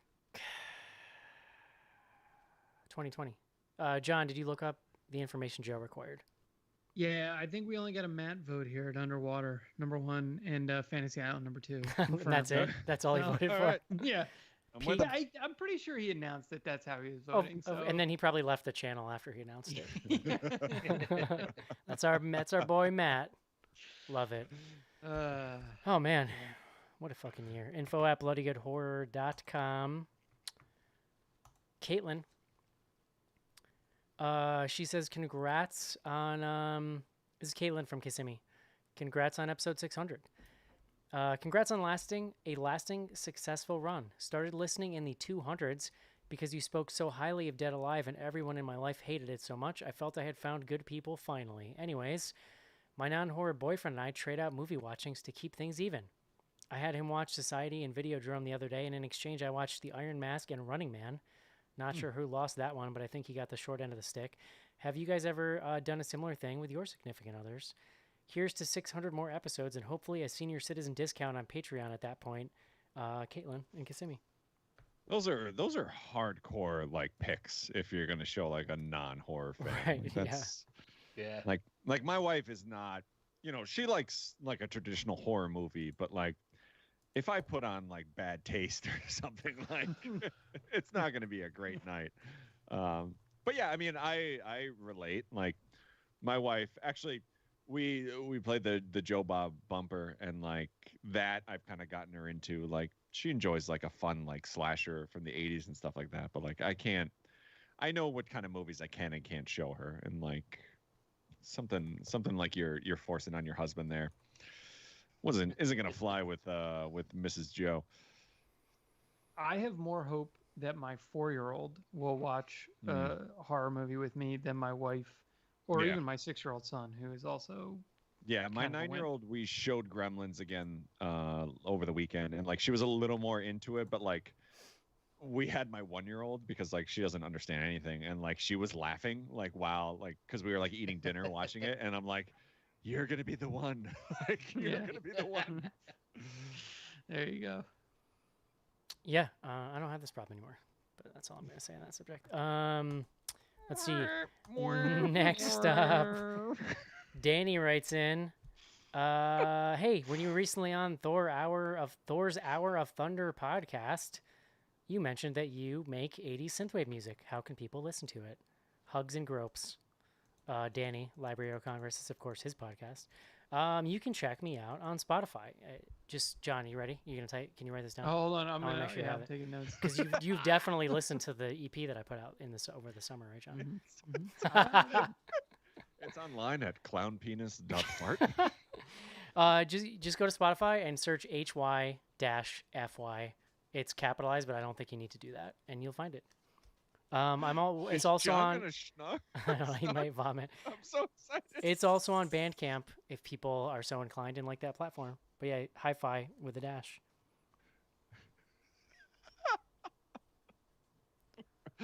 We got the last domain that was available. Clownpenis.fart. John, for all your baking needs. John, I'm actually making more music right now. I have almost a full album ready to go. Like literally while we're recording. I might not survive this show too. So. Okay, that's it for emails, Joe. All right. Yeah, let's hop over to the tweets. And full disclosure, I'm getting a little loopy, so this might not go well. We are on Twitter at BG Horror. Every week we post up the hashtag AskBGH, and you can send in questions. Excuse me. Do what you got to do. First up from definitely not Alex Jones. That's at Alex Jones. Who would each panel member cast in their dream Hallmark holiday movie? Also, thanks for doing this show in this shitty year. Mostly thanks for giving the world Joe. Shine bright, you beautiful star. Good God. I swear to God. Wait, who is that from? Who is that John, from? here's the thing. Like, you've disconnected from social media altogether. Like, Fair. I'm in touch with the people, all right? Like, I'm putting out 12-minute cameos. Like, we literally got one this week where a couple was asking me just to, like, record a video so they could play on Christmas morning because they were sad they can't go see their family. Like, you've disconnected. I am a man of the people. Like, I am in the community. I tip my hat. You're right. I take it back, right. Joe. I take it all back. Except Trevor, he refuses to do that. Well, no, that's not a thing that people do. So anyway, the actual question, who would each of you cast in a dream Hallmark movie? I have no idea. Could I say Kristen Stewart? Yeah. Honestly, absolutely, you can say. watching one of those movies is like my worst fucking nightmare, so I don't even want to think about it. I mean, I'll be honest, we have definitely fallen off this year. Like last year, I feel like we were watching one a night. This year, like, we just don't have it in us. Although I will say we've definitely veered more towards Lifetime because, like, in the realm of holiday, like, made-for-TV movies, they're definitely the Skinamax version to Hallmark's, like, HBO. So, you know. They acknowledge that people occasionally take their clothes off. Well, yeah. Usually at the end of a Hallmark one, like, they hold hands and, like, maybe kiss on the cheek, whereas, like, you know, Lifetime, they're fucking. Like, they don't show it, but you know they're gonna fuck. Like, Interesting. Haley Duff was in one, and, like, she was amazing. Like, top tier. And I will also go to bat for Jodie Sweetin over Candace Cameron Burr. So those are my takes. So you put Hilary Duff and Jodie Sweetin in a movie, you got pure gold. And Colin. That's your all-star game of. Yeah. What is it? Colin Ferguson, I think is his name. The guy who used to be on that show Eureka on Sci-Fi. It's not Colin Ferguson. That was the Late Show guy, wasn't it? It is Colin something or other, though. It's yeah. But whatever. Like that guy from Eureka was actually like my one choice for a Lifetime movie because I knew he did that kind of stuff, and I think that guy's pretty great. So that's the only one I could think of. He's great. He just makes me happy. Like anytime. Yeah, he's awesome. All right, let's move on to the next one, if I can get from our buddy Adam Space Lawyer. What do you think of garden gnomes? This is a question asked by Trader Joe's in interviews. What's the right answer? Yeah, I guess. I'm okay. pro garden gnome. I actually have one outside in our garden. They just make you feel nice. Yeah. We got a couple zombie ones for Halloween. We've got a couple regular ones for other times. I'm of the mind that like anyone can have any kind of fucking thing they want in their yard, but like I would not personally buy a garden gnome. That's just I guess where I would land on it. I mean, we have it out back. We have like this giant bush next to our deck, and like I just have him like sitting on the side. So it's not like it's forefront where like people see it, but I just like to know he's there watching over us, John. It's one of those things where if someone gave me a garden gnome, I'd be like, ugh, fuck it, I'll put this outside. But I'd kind of always be embarrassed by it. Just You know what I don't- I'm more partial to my giant concrete Bigfoot in my front garden, but There you you go. know, garden gnomes are cool too. there you go. My neighbors, and like they don't listen, so I don't care.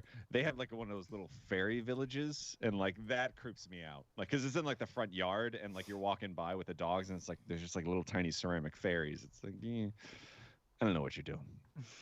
I don't trust you people. Fair enough. All right. Next up from Turkey Jerky is fun to say at Fusilitoro. Have you ever lost a long period of time to work? Oh yeah. I mean, I've lost 20 Wait. plus years to work. I don't I was- know. What I does was this? gonna What say, does my this? last What 8 does this weeks. question The mean? last 6 weeks, yeah, at least. What does this So- question mean? I don't get it. I don't know either, but I think the answer is unanimously yes. Interesting. Next up, our buddy Skizbot. Here's an easy question. Out of all the movies reviewed on the show, which is your favorite? Ever? All of them. All time? Yeah, no. Oh, It's I have an answer for this. Ghost Watch. I don't know. Anything for Jackson. That's my favorite movie ever. I'm still pretty partial to Six String Samurai. I remember that. That was pre-Joe, and I remember PJ. the team being very divided on that, or before Joe, BJ.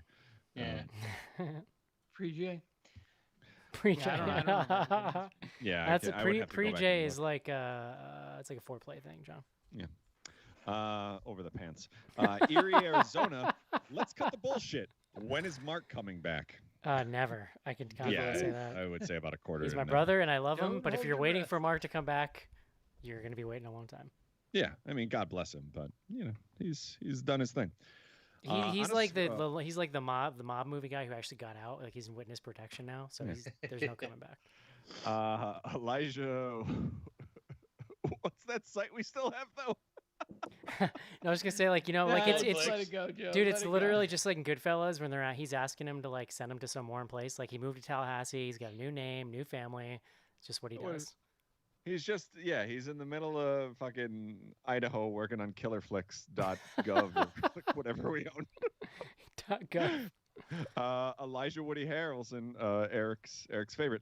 On a scale of 1 to 10, how exciting is it that there is a Wrong Turn remake coming out?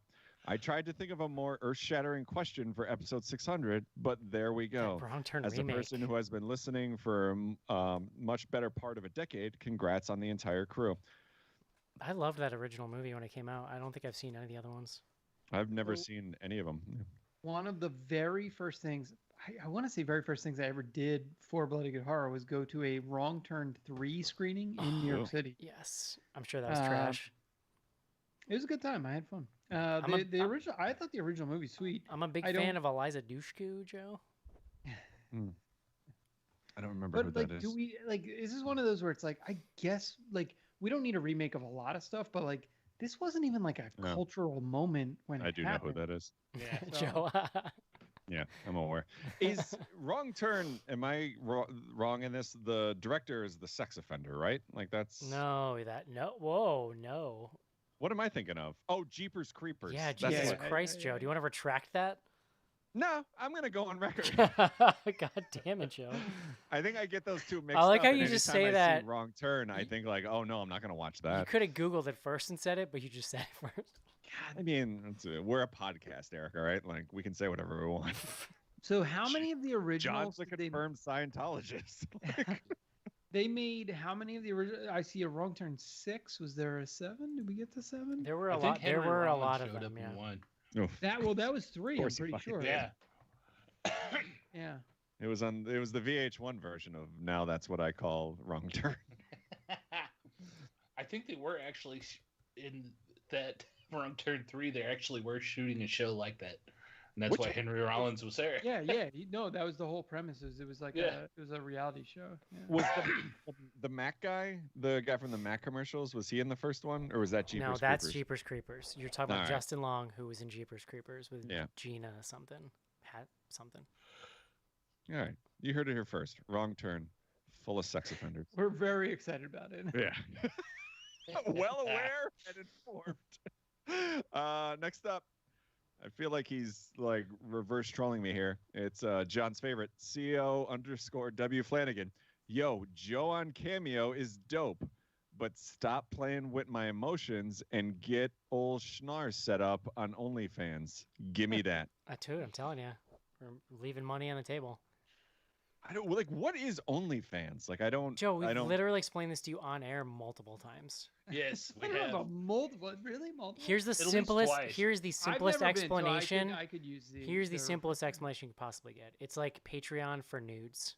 Like Is it like Twitch though, or no, is no, it no. just like It's like I Patreon? think it's like a Patreon feed. I do not own this app, but that's my understanding of it. It's like Got it. Snapchat. It's like a personal Snapchat or something. It's like subscription based if you Well, want to let's feature Google it. in cam. But they're like breaking out of porn. Like it's like I mean I only know about it because Well, I it's assume being it was talked set about up. it. It's not, but it- specifically porn, but it turned into porn. Content creators upload their content to the site. It could be articles, photos, or videos, and their fans can choose to follow them, typically for a fee, which is decided by the creator. OnlyFans creators keep 80% of the money they make, with the rest going to the website. So that Could sounds we like call it that sounds like TikTok? Patreon. That sounds like a Patreon feed, is what that sounds like. does. All right, let's jump over to the Insta tweets. We're on Instagram, Bloody Good Horror. Every Tuesday we post up just ask us whatever the hell you want to. First up, from our resident refuses to use the question form. My question: now that you're quote unquote babe, will your cameos get racier? Guess we will see. And happy 600. I mean, I just do what the requests come to me. So you know. Just a dancing monkey. So you guys, Wherever- you guys yeah, so decide. The gauntlet has been laid down, I guess. You guys decide what Joe's I willing think to what do. Joe's trying to say is you need to up your flavor, up your requests.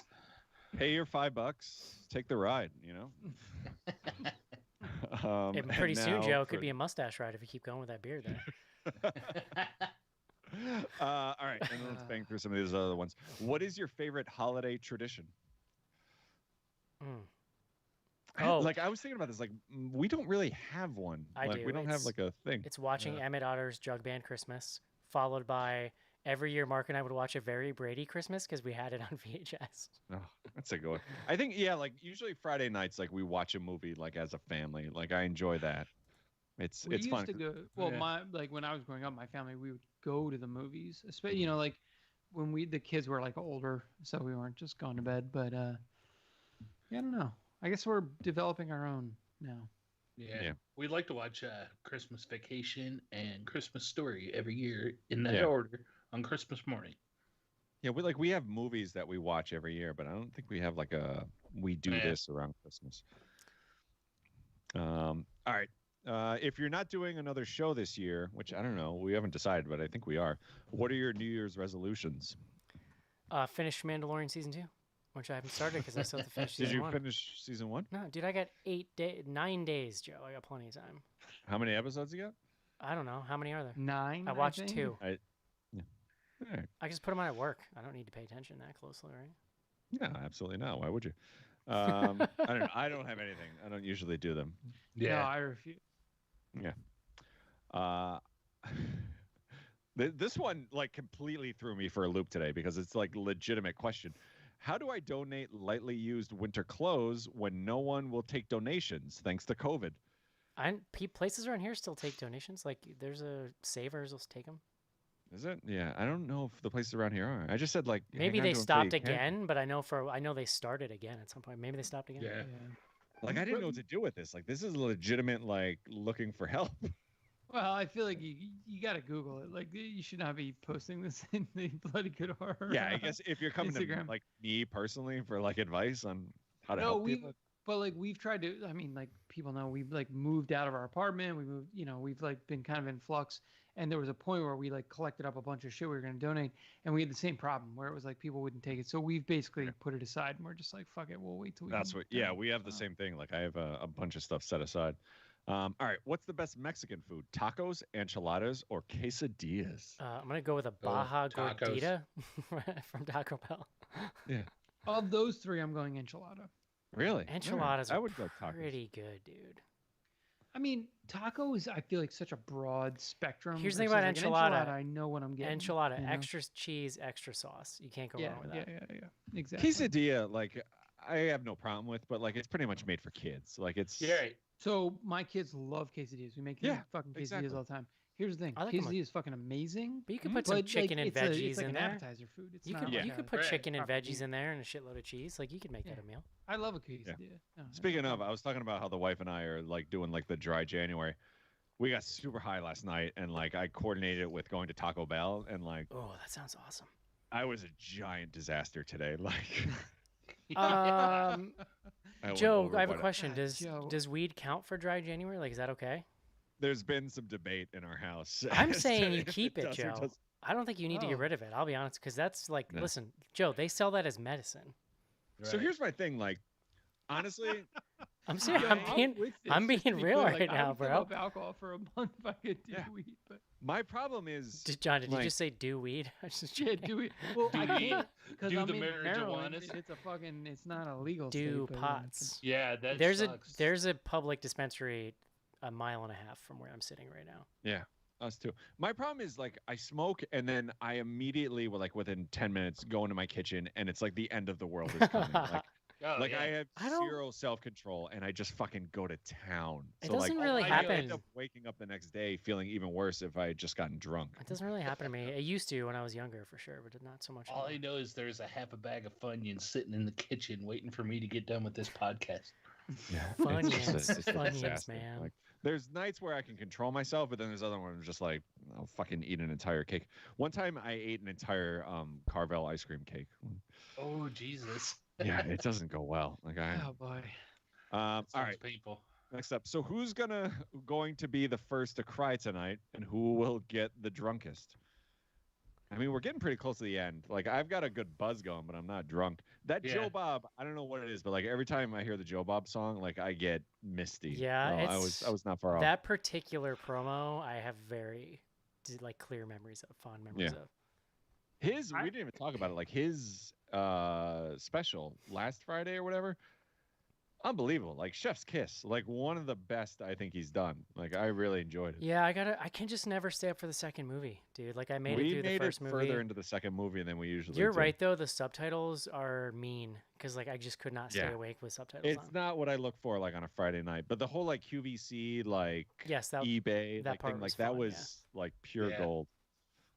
Which by the way, he was on Darcy has her own podcast and like they kind of recapped it this past episode and it was really well done and they also talked about how they went to Disney World and it just like warmed the cockles in my heart. If it's anything that warms your cockles, it's talk of Disney World. I do know this. Yeah, absolutely. All right. Can someone please remove the image of Joe with frosting all over his face from my brain? What? What is that from? I'll Yes. I'll send the picture, but pretty much we made cookies last weekend and we had a very like loose white frosting that went over some of them and it was, it Yeah. looked like things.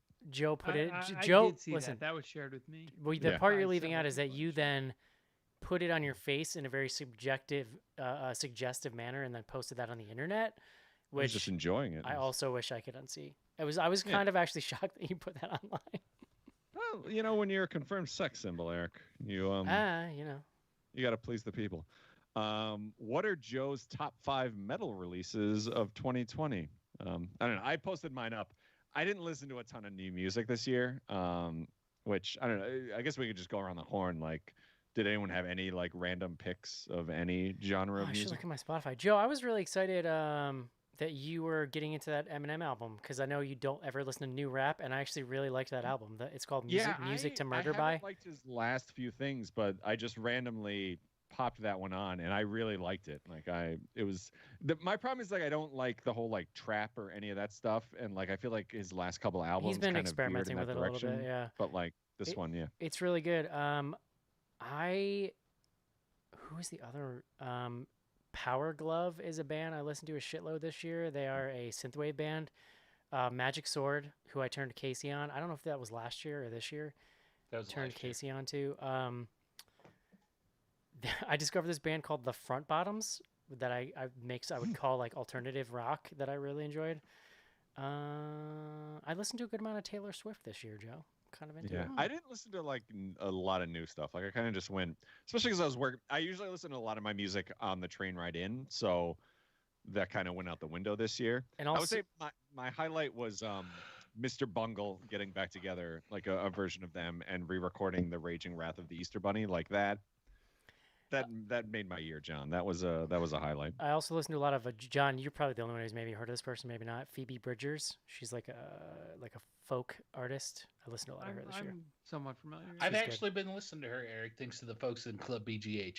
Yeah, well, she just got nominated for a bunch of awards, so she's kind of blowing up right now. It's definitely not. It's like if you took Joe's music and you're like, what's the literal polar opposite of this? It's the music she makes. It's very. I listen to a lot of things, Eric. All right, you don't know me. You don't know my life. That's because you're so hard to get to know, Joe. You keep everyone at a distance. Yeah, rightfully so, based on our Scientology-centric top 10 list. Congratulations, and are you a breast or a thigh kind of person? Breast. Are we talking about chicken here? However you want it. I do I like it. thighs. I do like I'll a tell you good. that. I do like a good Take- thigh. You can take that in any way possible. Oh man, I've been buying just like chicken breast frozen and then put it in the air fryer and it cooks it perfectly and it's like magic. Mm. And then you don't have to worry about like cooking it all and eating it all like before it goes bad. Any uncomfortable, awkward / funny Christmas memories you can share on the show? Uncomfortable. I don't know. No. I mean, most of mine involve like family blow-ups and like. Yeah, just people. More than once, I've woken Leslie up on like Christmas morning at my parents' house and said, "Like, get up, we're leaving." Like, it's. Oh wow, dude, that's crazy. More than Yeah. one time. Yeah. So like we have, I mean like my family. Maybe this won't be surprising, but like on my side of the family, like we're very expressive. We like to like yell, and there's a lot of like fighting. So Yeah. that is not like unusual to me. But like my wife, and when the first time she came, subsequent times, there's been times where it's like she gets uncomfortable where we're all just like getting into it. I don't know, but Yeah, no, dude, I otherwise- fully can appreciate the dynamic you're talking about. yeah. Mine are less Christmas than Thanksgiving, and it's usually like the older generation getting drunk and overly emotional and like crying over nothing and making everything weird. Like that's kind of what. Oh happens in yeah. my See, family. for us, it's the older generation Because having too much to Thanksgiving's- drink and then Because there's yelling more that we don't know what drinking. we're doing. There's more drinking on Thanksgiving. So like, the women who are usually cooking will start drinking at like 10 a.m., making Thanksgiving dinner, and then by the time we get to dinner, it's just a fucking shit show. Yeah. We've made like a conscious decision, like when we had our first daughter, that like we're separating for holidays. Like we're not traveling anywhere for the most part. Maybe like every other Thanksgiving we'll go somewhere, but like for the most part, we try to just stick with the immediate family. So I'm kind of. we don't usually have much drama. I'm kind of getting there too. Yeah. All right. Last but not least, on Instagram, and I've been waiting all night for this one. Has Schnars ever shown you guys his hidden ink? What? John? I don't know what that's referencing. Do you have a because I don't tattoo? know. Is what this person is. This person is insinuating you have a secret tattoo you've never shown us. Yeah. I mean, I understand what the question is, but no, I no secret tattoos. I'm gonna need to see John. your butt just to confirm. Can you pull your pants down, please, John? Thank John, is it a butterfly or what is it? Like, You. You, I, you know what it is, actually Joe? am, like pro tattoo. But, Joe, I'll call you this know. right now. It's a 311 logo. By the way, like completely off topic, have you guys seen this whole thing that the lead singer of Eve 6 has started a Twitter account and is just like Joe. going off on rants Joe. about like I laid in bed this morning for 20 minutes reading this guy's tweets, and I only made it 4 days into the past. it's amazing. And he hasn't had it for that long. My favorite part is that he No, it's been like a refers to week. all these bands as like he refers to like the people that he knows from those bands only as like third Spin eye Doctor's blind guy. Yeah. He asked Travis Tritt, "Do you like that Heart in a Blender song?" So he's gotten on, like, he's just asking random celebrities all day long, do you, that exact line, do you like the Heart in a Blender song, whatever. Like, a few people have responded to him. Like, he was tweeting a bunch about how he referred to, like, the lead singer of Third Eye Blind as the third eye blind guy, about how he fucked his Yeah. girlfriend and, like, all this shit. And he's just, like, making fun of 90s bands, and it's incredible. Amazing. Yeah. Like, Is he, I'm like, gonna off lose the And just deep end, he's or just what's talking his- about how Yeah. washed up he is and how sad 90s bands are now, and, like, he is walking a perfect line where, Yeah. like, he's just lucid enough where you don't think, like, oh, this guy's having, like, a Britney Spears situation. Like, he just seems like a wacky guy who has a good amount of self-deprecation going on, who's like, also he a kinda little gets it. crazy. Like, he understands, like, it's nobody gives a shit about Eve 6 right it's now. like so chef's kiss balancing of all it's those really well things. done. I'm gonna lose interest probably in like a day or two, but like right now, it's hitting the sweet spot. And that's Cool.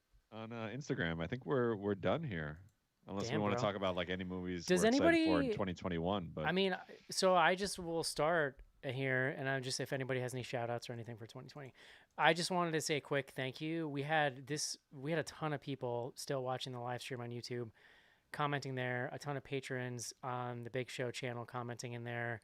So it was really cool to do more, kind of like a full on live stream more than we normally do. You can watch a live stream of the show every week by going to patreon.com/bloodygoodhorror. I just want to send a huge shout out to everybody that hung out in Slack this year, because, like, Slack was a lifesaver for not only a lot of us, but, like, so many people that it was just like their safe space. A lot of people that just live in places where nobody believes in science, and it's a tough year Or for horror, that. for that Like, matter. but for real, a lot of people were like, I feel crazy until I come on Slack and I'm around other people that, like, oh, masks are a good thing. So it as a community, it's really, to me, transcended the genre this year and become a lot more about actual friendships and kind of comfort in a time when that stuff is really important. So shout out to those people. Big shout out to, personal shout out for me to the trivia crew that does trivia every Saturday night, and Jody for, like, he literally has done trivia for pretty much every week since quarantine started in March. So, like, that's pretty amazing, and a big chunk of investment that he's made for the community. So shout out to Jody and the trivia peeps. I don't know, does anybody else have any shout outs for 2020? no, I think like every patron that has like kept up with their credit card information, like I appreciate them, like specifically But Jamie and Matt, like, highlights. yeah, I mean, the- anybody who has continued to support us through this is a saint, and we love you. Yeah. So Yo, of course. The fan that referred to me as a babe, I appreciate her more than anyone. It goes Jamie and Matt up top, our friend Eliza who brought me beer once, and then the listener who called me a babe. Like that's top 3 for me. Joe, did we already change it to babe from kind of a babe? I mean, it's like when you see those Shorthand, quotes you're that, shorthand. Yeah. just pull like a word. And I Okay. should say, Eliza helped set up our 10-year or our Chicago meetup and everything. I shouldn't say just brought us beer once. Yes, Like, she she's did amazing. She's A a great tremendous human being. amount of work. Yeah. Yeah. And by the way, it's completely off topic. Her Instagram feed right now is amazing because every morning she's just making coffee and singing like random songs. Like, it's a lot of fun to behold. So her and her husband are amazing people. So I don't know where this is going. We should just wrap it up. Casey, you got any shout outs for vape manufacturers this year, Not for vape manufacturers. or hair gel? I will give a shout out to our patrons, though, because Slack has been a major outlet for me during pandemic and being locked down. It's Yeah, dude. pretty great. Same. So I'll thank you. I'll give a shout out to all of you Slackers. Patreon.com/bloodygoodhorror. John doesn't care about anyone, so he's not going to shout anyone out. No, John Yeah. isn't even aware we have I listeners. love all of you. I love the slackers. Oh, Eh, Oh, you're drunk. I didn't realize until just this second. yeah, I'm falling asleep, bro. We gotta wrap this up. Well, thank you, John. My last shout out of 2020 is for you, Schnars, for doing this show every year, bringing the numbers, because we know I can't do numbers. So there you go. Not your best. Like, I'll be honest, the other shows Well, seemed a lot better, but this one It was wasn't the alright. best year, Joe. So I think he gets Joe, he it gets was a a rough pass. year. I just mean, like, obviously John went in and just picked the movies he wanted in the top 10 and didn't really take into account actual votes. That's true. You know, Yeah. Or I well, guess, Casey like- and I, we got the box of votes. whatever, like So- the messages beamed down from Xenu or whatever it is you worship now, John. I fucking love the image of Casey with like a box of ballots. Like I don't know, like Casey, like John tasking Casey to be his minion. If I don't know why, that just makes me laugh. It's really funny. We got it all worked out over here. Don't worry about us. Yeah, if only we had an animator to take that clip and animate it, I'd be really happy. I guess that's it, guys. Cece, we should mention Cece. Oh God, like, yes. yeah, like for God's sakes, like at home with It's her on. newborn. It's you on know. my list right here, and I forgot. Yeah, I think it's safe to say that we all super miss Cece and can't wait to have her back in the show. In the meantime, while she does her life stuff, we're gonna have a bunch of guests on in January, some of which have never been on the show. So I'm pretty excited about that. So onward and upwards, and here's to 2021. Like, knock on wood, could it possibly be worse? Let's. Give me And that for those- fucking for those of you vaccine at in my home- neck. Just Oh, dude, yeah, I'm mainlining it. Let's do it. For those God. of you at home that are worried, we do support, maternity leave. Cece gets like a whole week off Yeah. from the podcast. No, Cece gets the best maternity leave, which is she can come back whenever she chooses. Yeah, Cece gets to do what she wants. Yeah. Let us know. I realized we sent her like stuff from Bloody Good Horror, and I realized like we did it all through Amazon, but everything's like back ordered. So literally for like the next 4 months, they're gonna get like one thing a week. Love it. All right, guys, 2020 is over. Here's to a better 2021. Thank you, everyone, for listening, supporting, and everything else this year. And we'll talk to you soon. Serious. Goodbye, everybody. Bye bye.